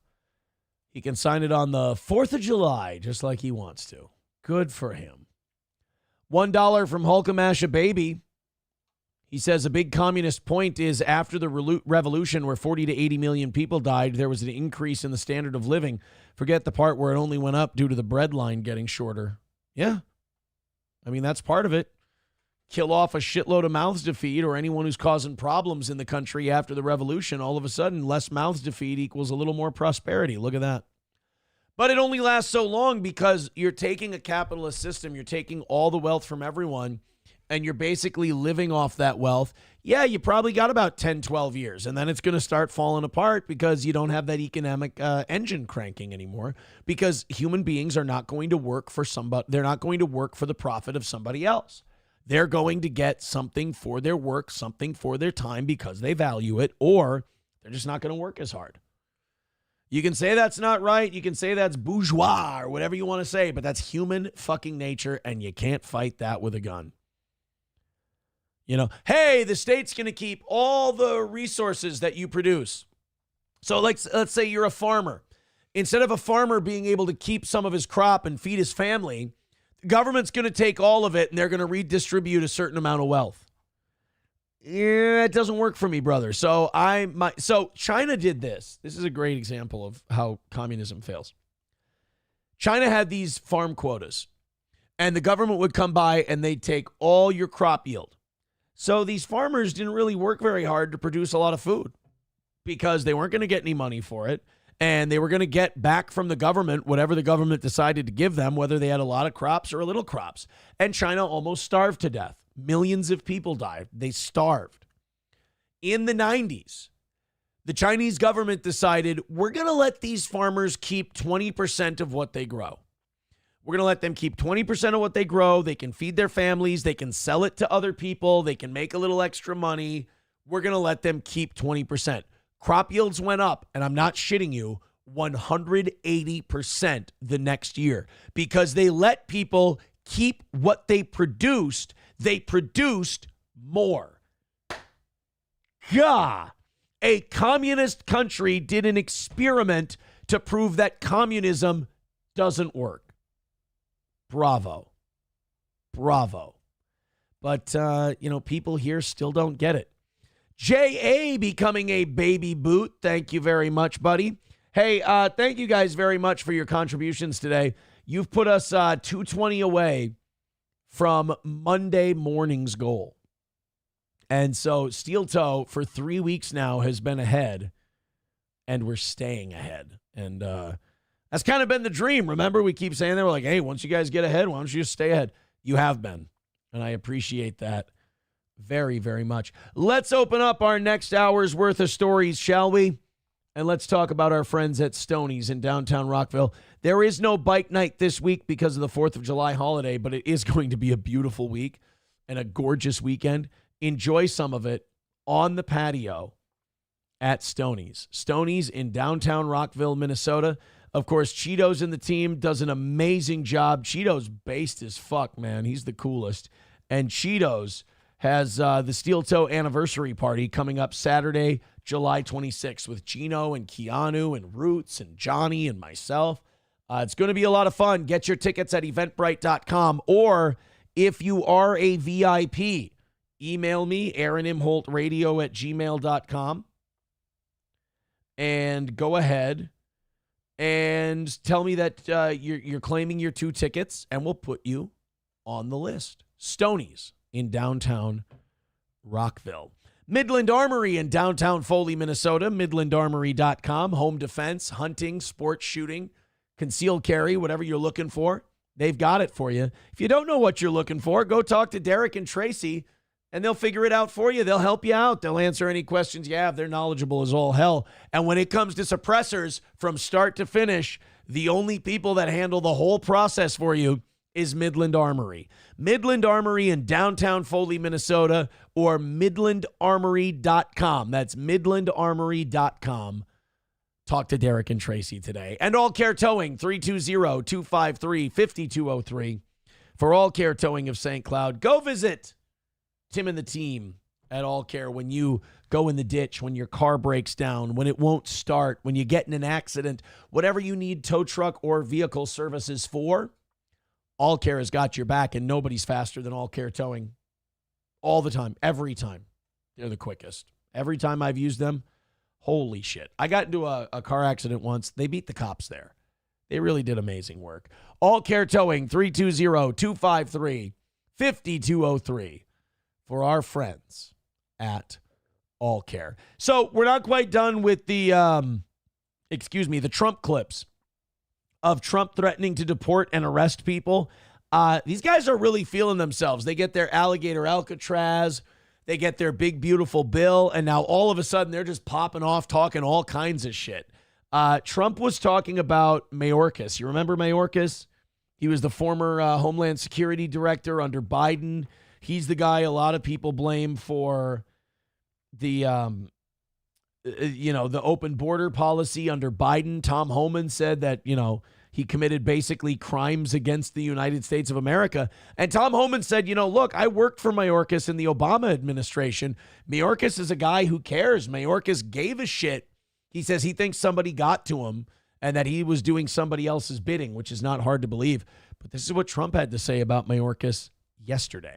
Why hasn't he been arrested yet? Obviously you guys are cleaning up the mess that was made deliberately for the past 4 years, and so people want accountability. Fuck, you can tell Trump has curated his own press room, can't you? You can tell that he has put a lot of friendly people in that press room, because it's getting to the point now where sometimes it's Donald Trump seeming like he's asking questions to Donald Trump. It's great to see that the border is secured, and it's great to see the state level cooperation. But I guess I would ask you, why hasn't he been held accountable, or anybody really? Well, pardons were given out by to many people, and they shouldn't have been given out. Like the Unselect Committee of Political Thugs was given a pardon because they destroyed all of the information from 2 years of hearings, and they should be arrested, but they were given pardons. Was he given a pardon, Mayorkas? Was he not? I don't believe so. Well, I'd take a look at that one, because what he did is it's beyond incompetence. Something had to. That's the thing, though. Like, it's incompetent, and yeah, it maybe even be corrupt, but is it criminal? Like, did Mayorkas commit a crime? Because once you win an election and once you get appointed to a job, you're allowed to do that job however you want. If you do a shitty job, even and it's detrimental to the country, that's not necessarily a crime. Doing a shitty job as the director of Homeland Security, I don't think that's enough to be in prison. Now, with that being said, he took orders from other people, and he was really doing the orders. And you could say he was very loyal to them, because it must have been very hard for him to stand up and sit up and talk about what he allowed to happen to this country and be serious about it. So he was given orders. Trump's not the only person I've heard that from. Like I said before, Tom Homan said that Mayorkas was a good guy. Mayorkas was a patriot. Mayorkas loved his country. So whose bidding was he doing? Wasn't given a pardon. I could see looking at that. In fact, why don't you take a look at it, Kristen? He was impeached, but yeah, it was just a fake impeachment. It was a fake impeachment. Why don't you take a look at it? I think he was so bad.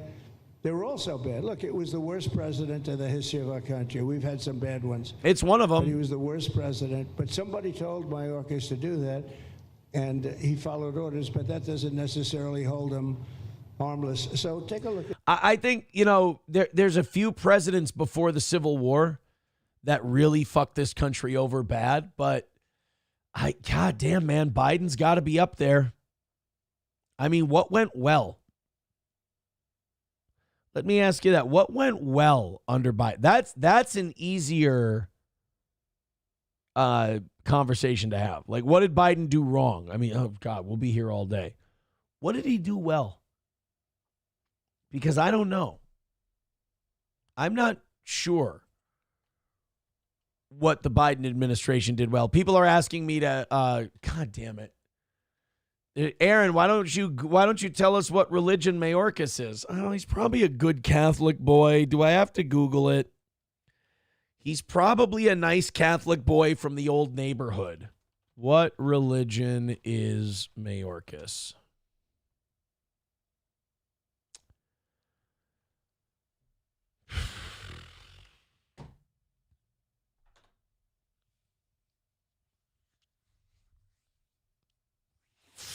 I want to go to the lake.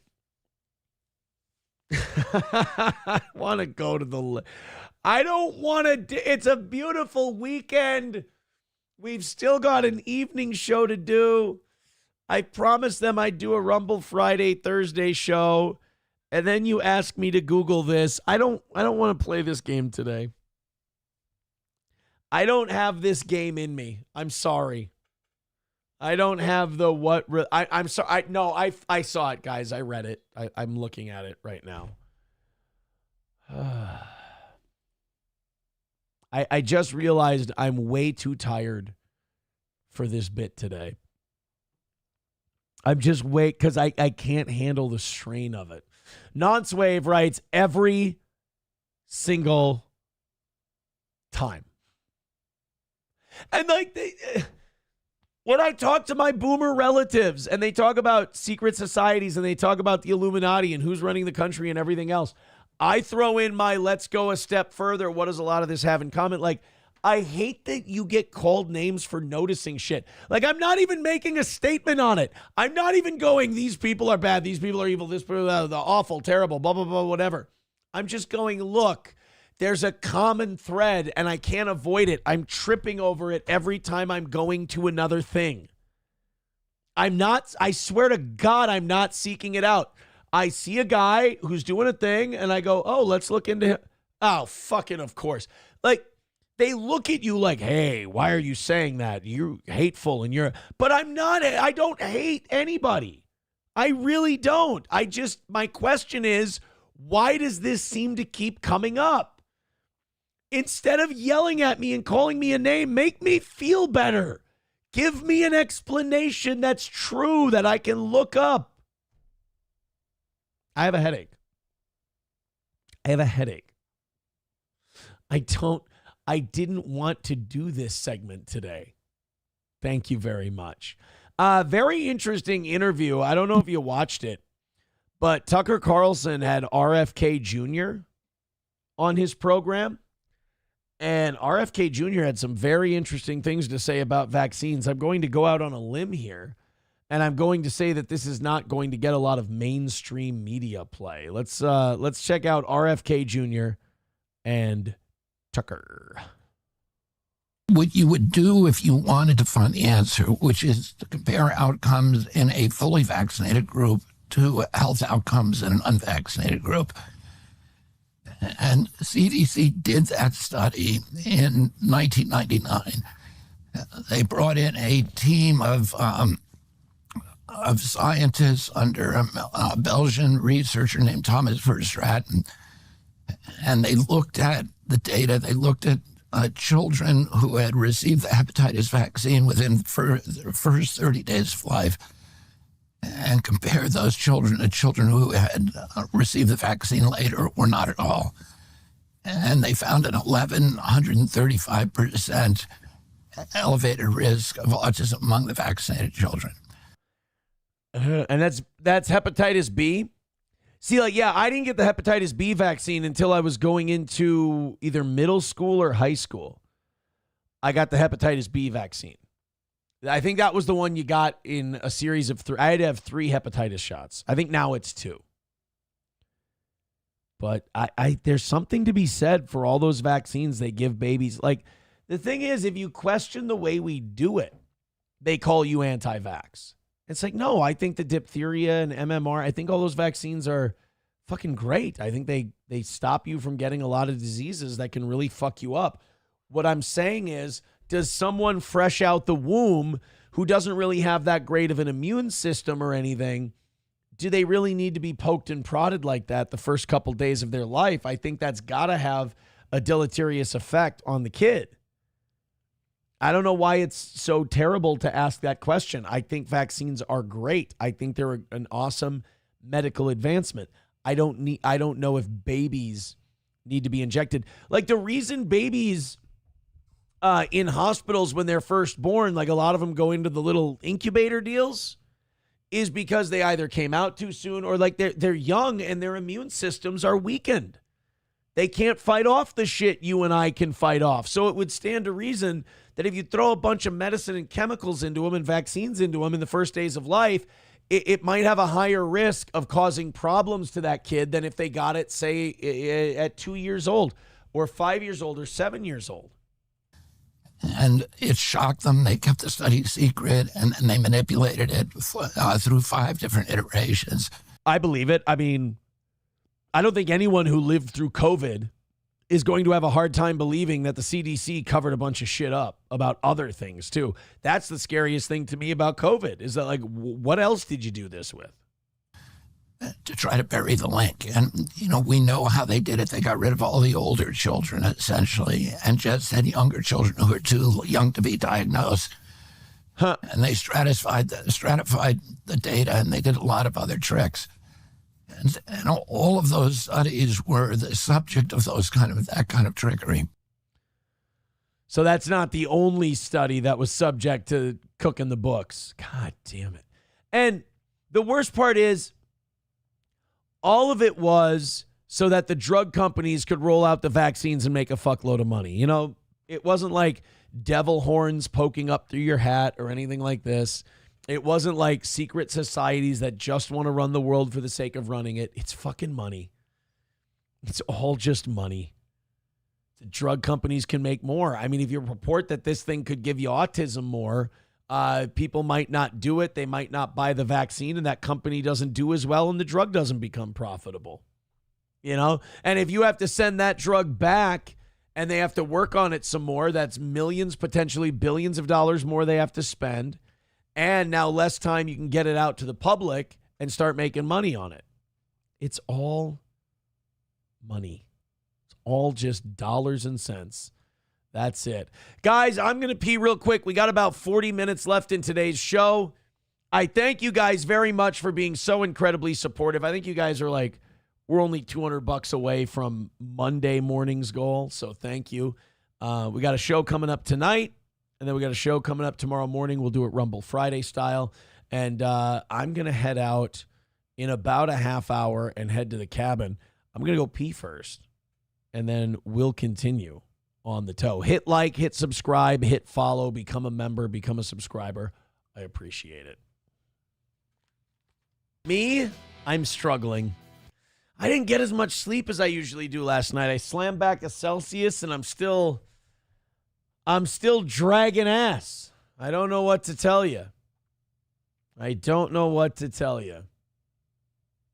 We got a couple other things we can do today. Oh, did you hear the Leah Thomas news? Yeah, Leah Thomas is being struck from the records at Penn University, the swimmer. The trans swimmer that made Riley, God, what was her name? Riley Gaines famous. Leah Thomas's records are being revoked. The University of Penn has to apologize to the female athletes, and then they will avoid Title IX violation penalties. Holy shit. The Trump administration struck a deal with Penn, forcing the school to strip Leah Thomas of his records, titles, and other recognitions won while competing on the women's sports team.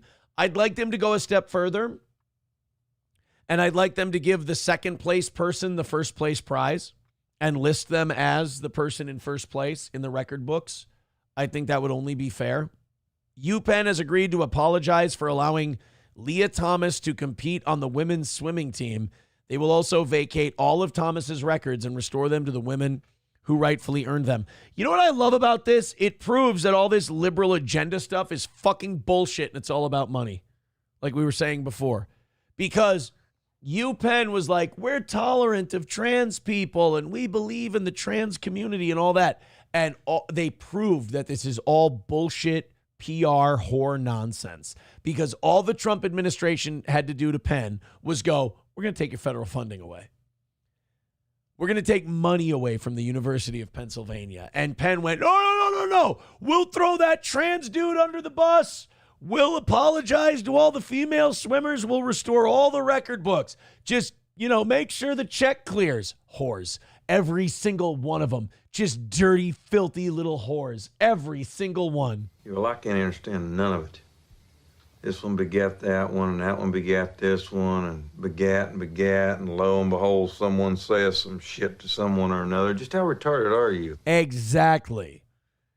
The University of Pennsylvania entered into a resolution agreement to comply with Title IX of the Education Amendments of 1972. UPenn had been found in violation of Title IX by the DOE's Office for Civil Rights, as they had been allowing men to compete against women. Sorry. All it took, and all the, you almost feel bad for the trans community, right? Because the trans community thought that all these universities believed in them and supported them and loved them. And what they're finding out is it was just more convenient to not piss them off. How does it feel to know that all of these schools only gave you your way because they were terrified you would call them a mean name? They lived under the threat of you socially excoriating them, and they didn't do it because they loved you. They didn't do it because they supported you. They did it because it was the path of least resistance. And the minute somebody came around and said, drop these trans people from your teams or we're taking your money away, all it took was a little federal funding threat, and they went, no, you don't understand. Fuck them. We don't care about trans people, and we're even sorry to the girls that got fucked over. Wow. Penn rolled over real quick. Stories with Joe says it doesn't matter. Crowd wears panties. The fact these people that died wanted to reunite. What were you guys arguing about while I was urinating? I go back into my chat, and all of a sudden people are talking about a singularity and a machine and a God and Jesus and sand N-words and all. What the fuck happened while I was taking a piss? I was taking a piss, Kramer. And now all of a sudden everyone's yelling at each other about the make. I want to wrap today's show up, I think. I've got the lake calling my name. I got you guys arguing about the almighty and shit. Thank God Dusty Rhodes is in the chat going, I like me some French fried potatoes, if you will. There you go. I like that. We could call him Sling Dusty. We could call him Carl Rhodes. Well, you see, I like me some French fried potatoes, if you will. I don't know. Do you read Dusty Rhodes do you read the Sling Blade as Dusty Rhodes? Or do you read the Dusty Rhodes lines as Sling Blade? That's interesting. I don't know. Crowder Wears Panties says Dusty's been the only bright spot in chat today. You guys got weird. You guys got weird on me. Doggo Doesn't Die says Dusty Blade. I like that. Yeah, Dusty Blade is what we'll call it. Well, you see, I like biscuits with mustard, baby. I like that. Yeah, maybe we do the Sling Blade lines as Dusty Rhodes. That might be the way to do it. Thank you. I got to thank Dusty for saving the chat. Sam Show says you were talking about Jews all morning. What did you expect? I mean, that's a fair point. It's a fair point. You talk about shit like that. Somebody says Sam Show says you've wanted to wrap the show hours ago. Fair.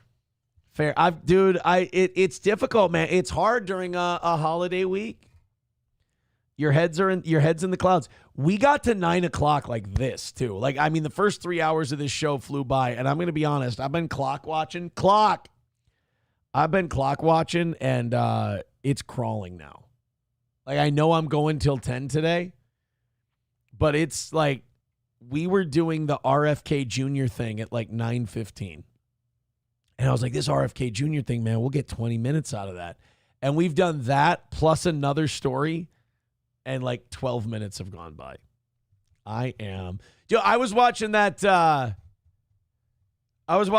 Your Friends and Neighbors show, right? And like they belong to a country club, and that guy he pays a monthly fee to a country club, and he just gets to go golfing for free whenever the fuck he wants. And it made me think, man, maybe I need to look into like the St. Cloud Country Club, and I could go golfing whenever the fuck I wanted to. And I don't know what the country club pricing is like in St. Cloud, but I don't think I'm a country club guy. I just like the idea that a guy just pays a monthly fee and he can go golfing whenever he wants. All right, let's go to Dusty Rhodes. He goes, well, you see, baby, it's hard. It's hard because I'm doing Dusty Rhodes and Sling Blade at the same time. All right, then. Well, you see, baby, it's hard times. No communists needed in New York. Take America to the pay window, if you will. Somebody, too, says, isn't the St. Cloud Country Club around 10 grand per membership? Well, never mind then. Fuck that.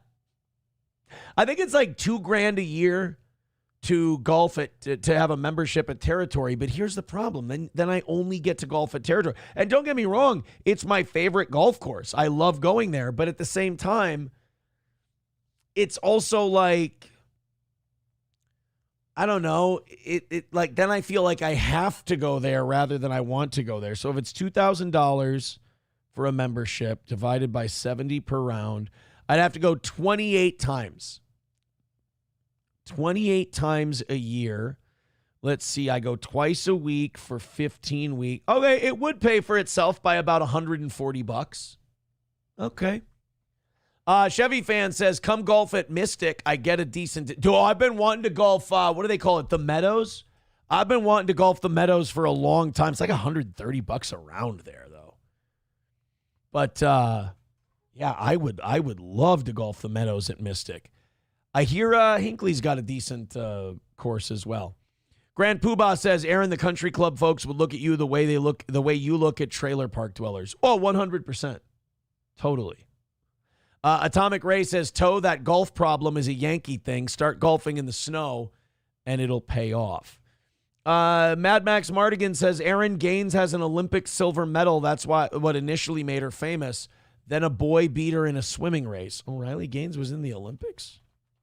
I thought she was a college swimmer. She didn't compete in the Olympics. She was invited to the 2016 Olympic trials and did not qualify. She finished 85th. She finished 4th or 5th in the nation in swimming. And she was mad that, what's his name?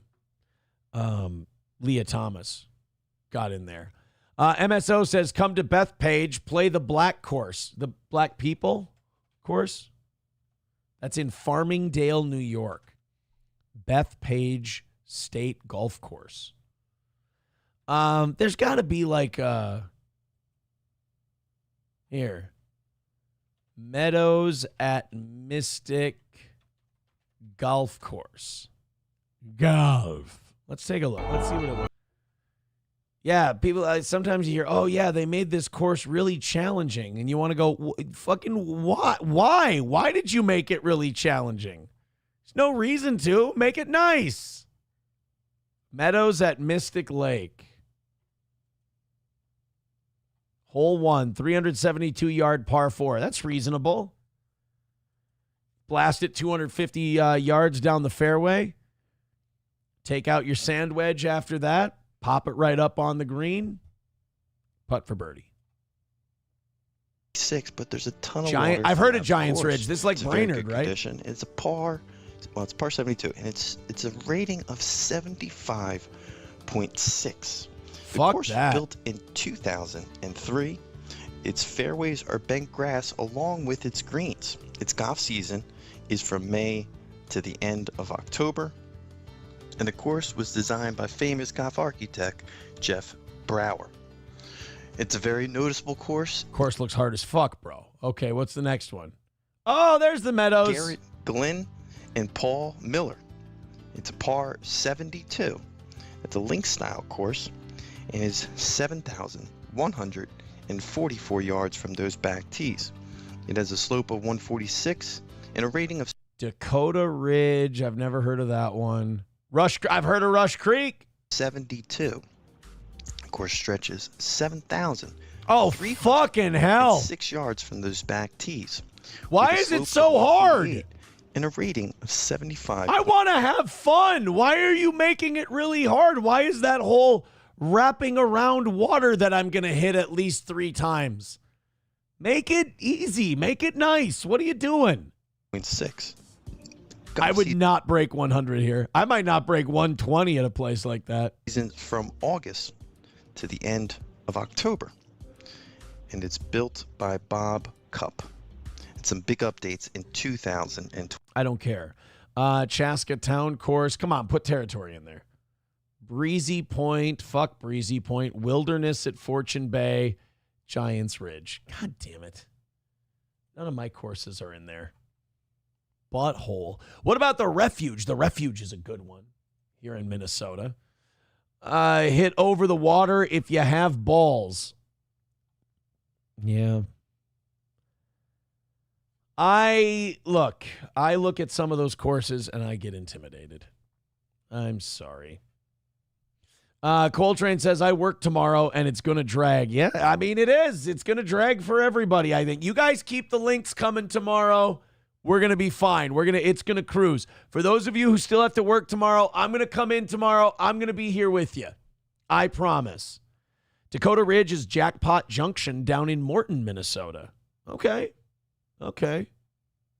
Aaron would rather it be soft and floppy. Yes. 09 Canyon says, what's wrong with Breezy Point? No, nothing's wrong with Breezy Point. I was just saying fuck that because I wanted one of my courses to be on there. That's all. 25 minutes left. Now I'm like Bill Burr in Philadelphia. 25 minutes left. King Kong Dong says, today is my Friday. Fuck you. I chose to make tomorrow my Friday because I said I value this audience keeping us ahead goal-wise, and they're doing that. 4 shows ahead right now. And I said, if you guys keep us ahead, I will do a show on Thursday morning. I planned on not doing a show this Thursday, but I said I value, you got to give your audience something if you're going to ask them for something. And I said, look, I value you guys keeping us ahead, so I'll do an extra show if you do. God damn it, we're still over 600. Don't you guys, get out, man. Get out there. Get out there. Have some fun. I hope that we have shit numbers tomorrow. I really do, because it'll mean that you guys are out there on vacation mode. And I want you on vacation mode. Crowder Wears Panties says Aaron's already on vacation mode. Well, no shit. I mean, absolutely. We did about 3 hours of like boom, boom, boom, getting after it fucking content today. But yeah, I'm slowing down. I'm slowing down quite a bit. I didn't get a lot of sleep last night either. SP and I stayed up a little late. A-Team says, what courses have you golfed at? Oh, boy. Well, around here, Territory, Blackberry, Wapakata, Rich Springs, Pebble Creek, Kimball, 3 T's, Boulder Ridge, The Refuge. Then there's one in Somerset, Wisconsin that I played a couple of years ago. I don't know, probably 10 or 11 courses at least. Hulkamasha Baby says, you better hope it stops raining. Wapakata was aggressively wet this weekend. Oh, yeah, like they all are, man. I went to 3 T's and golfed 9 on a par 35. It was soaked. I played Territory on Sunday. Dude, that course is run really, really, really well. And they're able to just take care of that. I don't know how they do it, but that course is always in immaculate shape. Not very wet at all. Yes, last Sunday. King Kong Dong says, next year is 250th birthday of the country on the 4th. Gotta go all out. I would agree with that. I would agree. Now I want to text my buddy and see if he wants to go to one of those really nice courses on Sunday. I can't go golfing today. The kids are waiting for me out at the lake. If I go out at like 10:30, 11 o'clock and I'm gone, I don't get back to the lake till 3, they're going to be pissed. And I'd be pissed at myself. So tomorrow morning after the show, I'll get out. I'll get 18. Maybe Friday early morning. I don't know if the kids want to go to the parade. Got to take them to the parade. So that's what we'll do. Ooh, Saturday morning I can go because they're here all day. Grandma and Grandpa will be at the lake. Can hang out. They can hang out. I can't stop thinking about golf, man. I really can't. It's a problem. Chips and Diff says, try Geneva Lake Golf in Alexandria. Let's take a look. See, I like you guys giving me recommendations. Geneva Golf Course, Minnesota. Played 27 holes at Geneva Golf Club. This is not golf music. Wagnus. Ready for some golf? Hate this guy already. Geneva.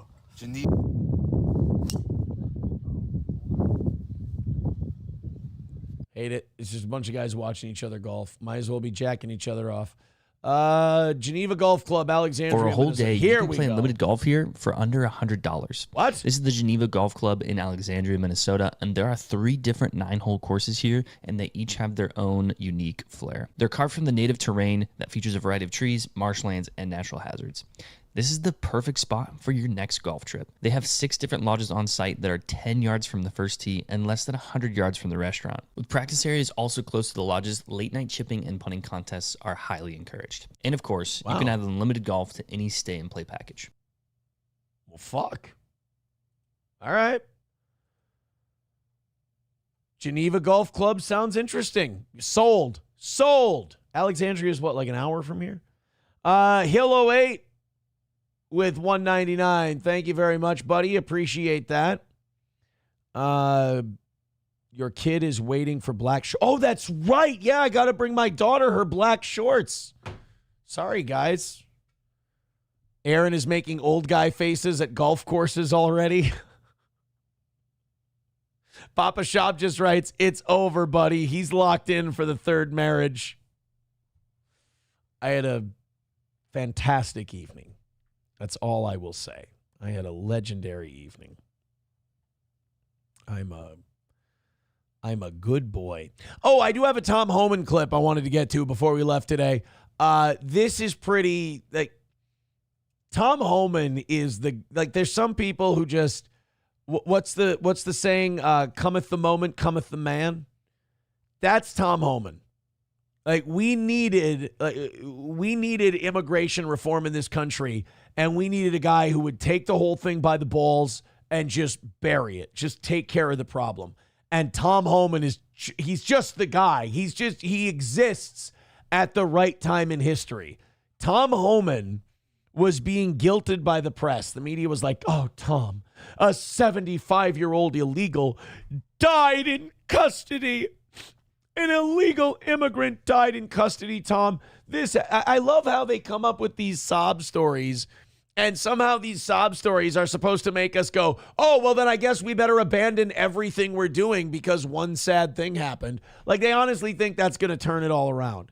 Here's Tom Homan addressing this 75-year-old who died in custody. There are reports of a 75-year-old Cuban national who died in ICE custody. He had lived in the United States for 60 years. He was being held in ICE detention in Florida. Is there anything you can tell us about that? There's still not a lot of information, how he died. I'm unaware of that. I'm not aware of that. Okay. I mean, people die in ICE custody. People die in county jails. People die in state prisons. I mean, if you look at, when I was ICE director and we drilled down that, the question should be how many lives does ICE save? Because when they go in detention, we find many with diseases and stuff that we deal with right away to prevent death. So I'm not aware of that specific case, but I'll say this. People can argue with me all they want, but the facts are the facts. I think the politicians in New Jersey found this out, that we have the highest detention standards in the industry. I mean, he's right. They bring these people in, and a lot of them, they're sick, they have diseases they don't even know they do. They finally get treatment for these diseases because living as an illegal immigrant, you don't have health insurance, you don't have a lot of money to pay to go to the hospital and find out what's wrong with you. A lot of these people, they get detained, and it's the first time they've seen a doctor. Compare an ICE detention facility against any state prison, against any federal facility. I'll go head to head with any of them. Nice. You go to ICE.gov and look at our detention standards. Get them, Tom. Detention standards in the industry at a very expensive cost to the taxpayers. So, people say, oh, the detention standards are horrendous. Go look for yourself, then come back and talk to me. God, this is what I mean. Like, for the job we needed done, Tom Homan, like, the perfect tool was just staring us right in the face. The guy we needed for it was right there. Yeah, 09 Canyon with a great point. At 75, people tend to die. Especially 75 and poor and illegal. They don't live, till 80, 90, 100. They just don't live that long. Crowder wears panties, I agree. Protect Tom Homan at all costs. Rusty Grammer says, have you played Mulligan's in Sartell? I don't even, is that? Oh, that's where the Grands is. Mulligan's Golf, Sartell. Oh, that's the Grands at Mulligan's. I don't think they have a golf course.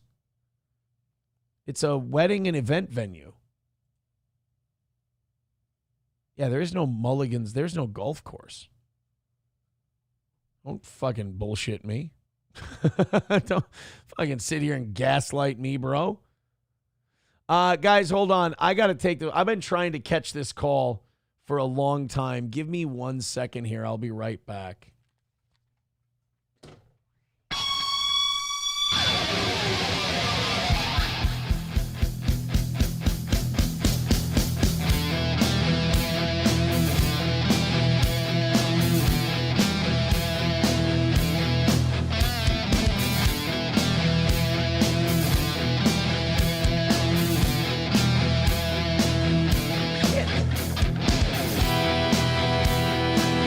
Wrong number. That's not the call I've been waiting for. Motherfucker. There's a number I've been playing phone tag with, and they have some very, very good news for me, and I want to hear it. And I've been playing phone tag and email tag with them for the last, 2 days. Sorry, guys. Sorry. We've been emailing each other. We've been phone calling each other. Usually I wouldn't stop the show to take a phone call, but I desperately need to get that phone call. Because we've just been going back and forth and back and forth and back and forth for so long. By the way, somebody did text in, and they said that Tom Homan is not a tool. He's a national treasure. Making Speech Free Again says, I understand illegals not having access to health care, but Aaron is a citizen and his teeth are right. My teeth are fine. What's wrong with my teeth? I've had a couple knocked out playing sports, but what, are we going to throw every Canadian in prison now? Making Speech. I will say this, Making Speech Free Again is one of those guys that I triggered somehow. I said something that pissed him off, and he's been a little weird. He's been a little parasocial ever since, I will admit. I have that effect on people. I'm an offensive guy. I do an outspoken show. I rub sensitive people the wrong way. Uh-oh, do we have Diddy news? I think we got some breaking news on the Diddy trial 42 minutes ago. Jury reaches verdict in Sean Diddy Combs'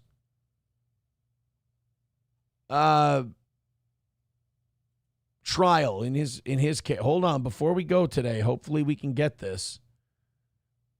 Let's a fucking ad. All right. Well, we'll play a little ad. So it looks like he beat 3 of the 5 charges. Oh, boy, but he beat racketeering and sex trafficking. He beat the 2 really, really big ones, the Mann Act and the racketeering one. Oh, boy. So I think Diddy might stay his ass out of jail. Missy, because we are getting the verdict coming in right now. Cassie Ventura, that is guilty. Count 4. What? 2 also coming in here of not guilty. 1 here, this is the racketeering charge. We have the count here of not guilty on racketeering. Ooh, that's the RICO, man. That was the 15 to 20 years. The RICO charge was the big one. That one could have landed him in jail for decades. This is coming in real time. We have count 2 also coming in here, not guilty. That is the sex trafficking of Cassie Ventura. And I think that one would have been 10 to 15 years. So that was a bad one. Count 3, we have guilty. Count 3 is guilty for the transportation of Cassie Ventura. That is guilty. Count 4. Wait, God fucking damn it. This lady fucking, you know what? It's breaking news. You got to tell us which one's the Mann Act, which she's like the trafficking, going to Cassie, guilty. Here, give me this one. Racketeering, conspiracy, sex trafficking by force, fraud, or coercion. So he was not guilty on those. Transportation to engage in prostitution. That is the Mann Act violation. This is the sex trafficking of Jane. That's a pseudonym. Not guilty. Okay. Count 5, we have guilty. That is 5 counts. We have a mixed verdict here. Again. So the Mann Act violates, so guilty on 2 counts of the Mann Act. But the racketeering and the forced coercion, the sex trafficking charges, he's not guilty. Mann Act violation sentence. Federal law that prohibits transportation for prostitution. A conviction can lead to a prison sentence of up to 7 years. So, now it's not minors. They're not under 18, so he's got that going for him. 2 counts, that's up to 20 years in prison. Diddy could end up going to jail for 5 years, out in 2. To be honest, dude, I think, to be honest, this is about the best outcome Diddy could have hoped for. This is pretty good. I mean, if they do throw him in prison, it's going to, and has he been serving? Has he been in jail this whole time? Then he might only serve 1.5 to 2 years on this deal. Violators may also face substantial fines. He's worth $1 billion. Even though this probably cost him a fortune to fight, it didn't make a dent. You need me more with $1 says you make goal and then take calls and leave early. What the hell? LOL. No, I thought that was somebody that I needed to talk to. So I'm not, I didn't, I didn't, it wasn't who I thought it was, and that bummed me out. Making speech free again goes, whenever anyone disagrees with Aaron, it becomes, this guy got weird. No, it's like when you get like really oddly personal, like when I say something you don't like, and then you go you try to dig into my life, that's fucking creepy. It's a little weird. I'm allowed to think that's weird. You're allowed to do it. That's totally fine. But you and whoever you listen to that does that, no offense, buddy, I'm not the weird one. You should probably cut that out of your life, but I ain't your daddy. Making speech free again says Aaron will like this. Yes, the Mann Act is called the White Slave Act. It is the law that prohibits the transportation of individuals across state lines for the purpose of prostitution or other immoral activities. That's how they got Jack Johnson, was on the Mann Act. It used to be if black guys would take white women across state lines, they'd pop them on a Mann Act violation. Because they would say, well, you're taking her across state lines to do immoral things. So basically, if a black guy was dating a white woman and they crossed state lines, they'd pop him for violating the Mann Act. It's fucking evil, man. It was pretty bad. Jack Johnson was the first black heavyweight champion of the world. They couldn't get anyone to beat him. They couldn't find anyone to beat him inside the ring. So then what they did was they fabricated these Mann Act charges, and they were able to wrap that up in court, and that kind of fucked up Jack Johnson quite a bit. Making speech free again. I really fucked you up, didn't I? Jesus. Oh, man. I'm sorry, buddy. I apologize. Whatever I did to you, whatever personal relationship you think we have, which again is creepy, I'm sorry for whatever I did to violate that relationship. You guys are weird. And Gordy's poop. Sorry you didn't get what you wanted, buddy. Sorry you didn't get what you wanted. I have really set a lot of people off, and the show's also doing very well. Those are two of my favorite things in the world. Mad Max Mardigan says, guys, shut the fuck up about the grands. We don't need faggots like Aaron on my golf course. Wait a minute. There is no golf course on the grands. The grands at Mulligan's golf course. I can't. Wedding, venue information, banquet halls. There's nothing about golf. I'm ready to call these motherfuckers. Golf course facing private event rooms. But I can't find anything about the golf. Here, how about Mulligan's Golf Course? Indoor simulators. Mulligan's indoor Why can't I find the goddamn golf course? You guys keep saying it exists. I'm being gaslit. Rachel says, maybe they were talking about your next wedding. Oh, that I should just have it at the Grands at Mulligan. Okay, well, that makes sense. Papa Shab says, Diddy will have time served plus house arrest with an ankle monitor and probation. Calling it. Something really weird is going to happen. I feel like he isn't going to prison. Well, look, he's facing 20 years, but the worst he would get is the 10 years to run concurrently. And that's the worst case scenario. I don't think you're that wrong with the time served and house arrest. I don't. To be facing 10 years and to not serve any actual time is not that weird. It's not unheard of. It wouldn't be the first time someone was facing 10 years and didn't get any. So I would agree with you. Diddy's too rich to go to jail. He'll, time served, he'll get 6 months to a year, time served. And you're right. House arrest, probation, all that stuff. He'll be fine. Crowder Wears Panties says, you mean the Black Epstein guy isn't going to jail? I'm shocked, right? Who would have thought that Black Epstein was going to stay out of jail? I think a lot of his punishment, because I think he threatened to rat on some powerful people. And I think the punishment was going to be that we're going to humiliate you publicly. We're going to, all the baby oil stuff. You're going to put the stain on you of possible sex trafficker. The freak offs. You're going to get Jay-Z in trouble. Jay-Z's going to be sued. All these people are going to not be able to trust you anymore. And we're going to publicly humiliate you with a federal trial. The Mann Act really does seem like one of those things they tack on to shit to make it worse. It does seem like a pretty petty federal law, especially the way it's been used historically. I don't think it's a good look that the only conviction they got of Diddy was the Mann Act, the Mann Act is a law that was made to basically trap black people into getting arrested and going to jail.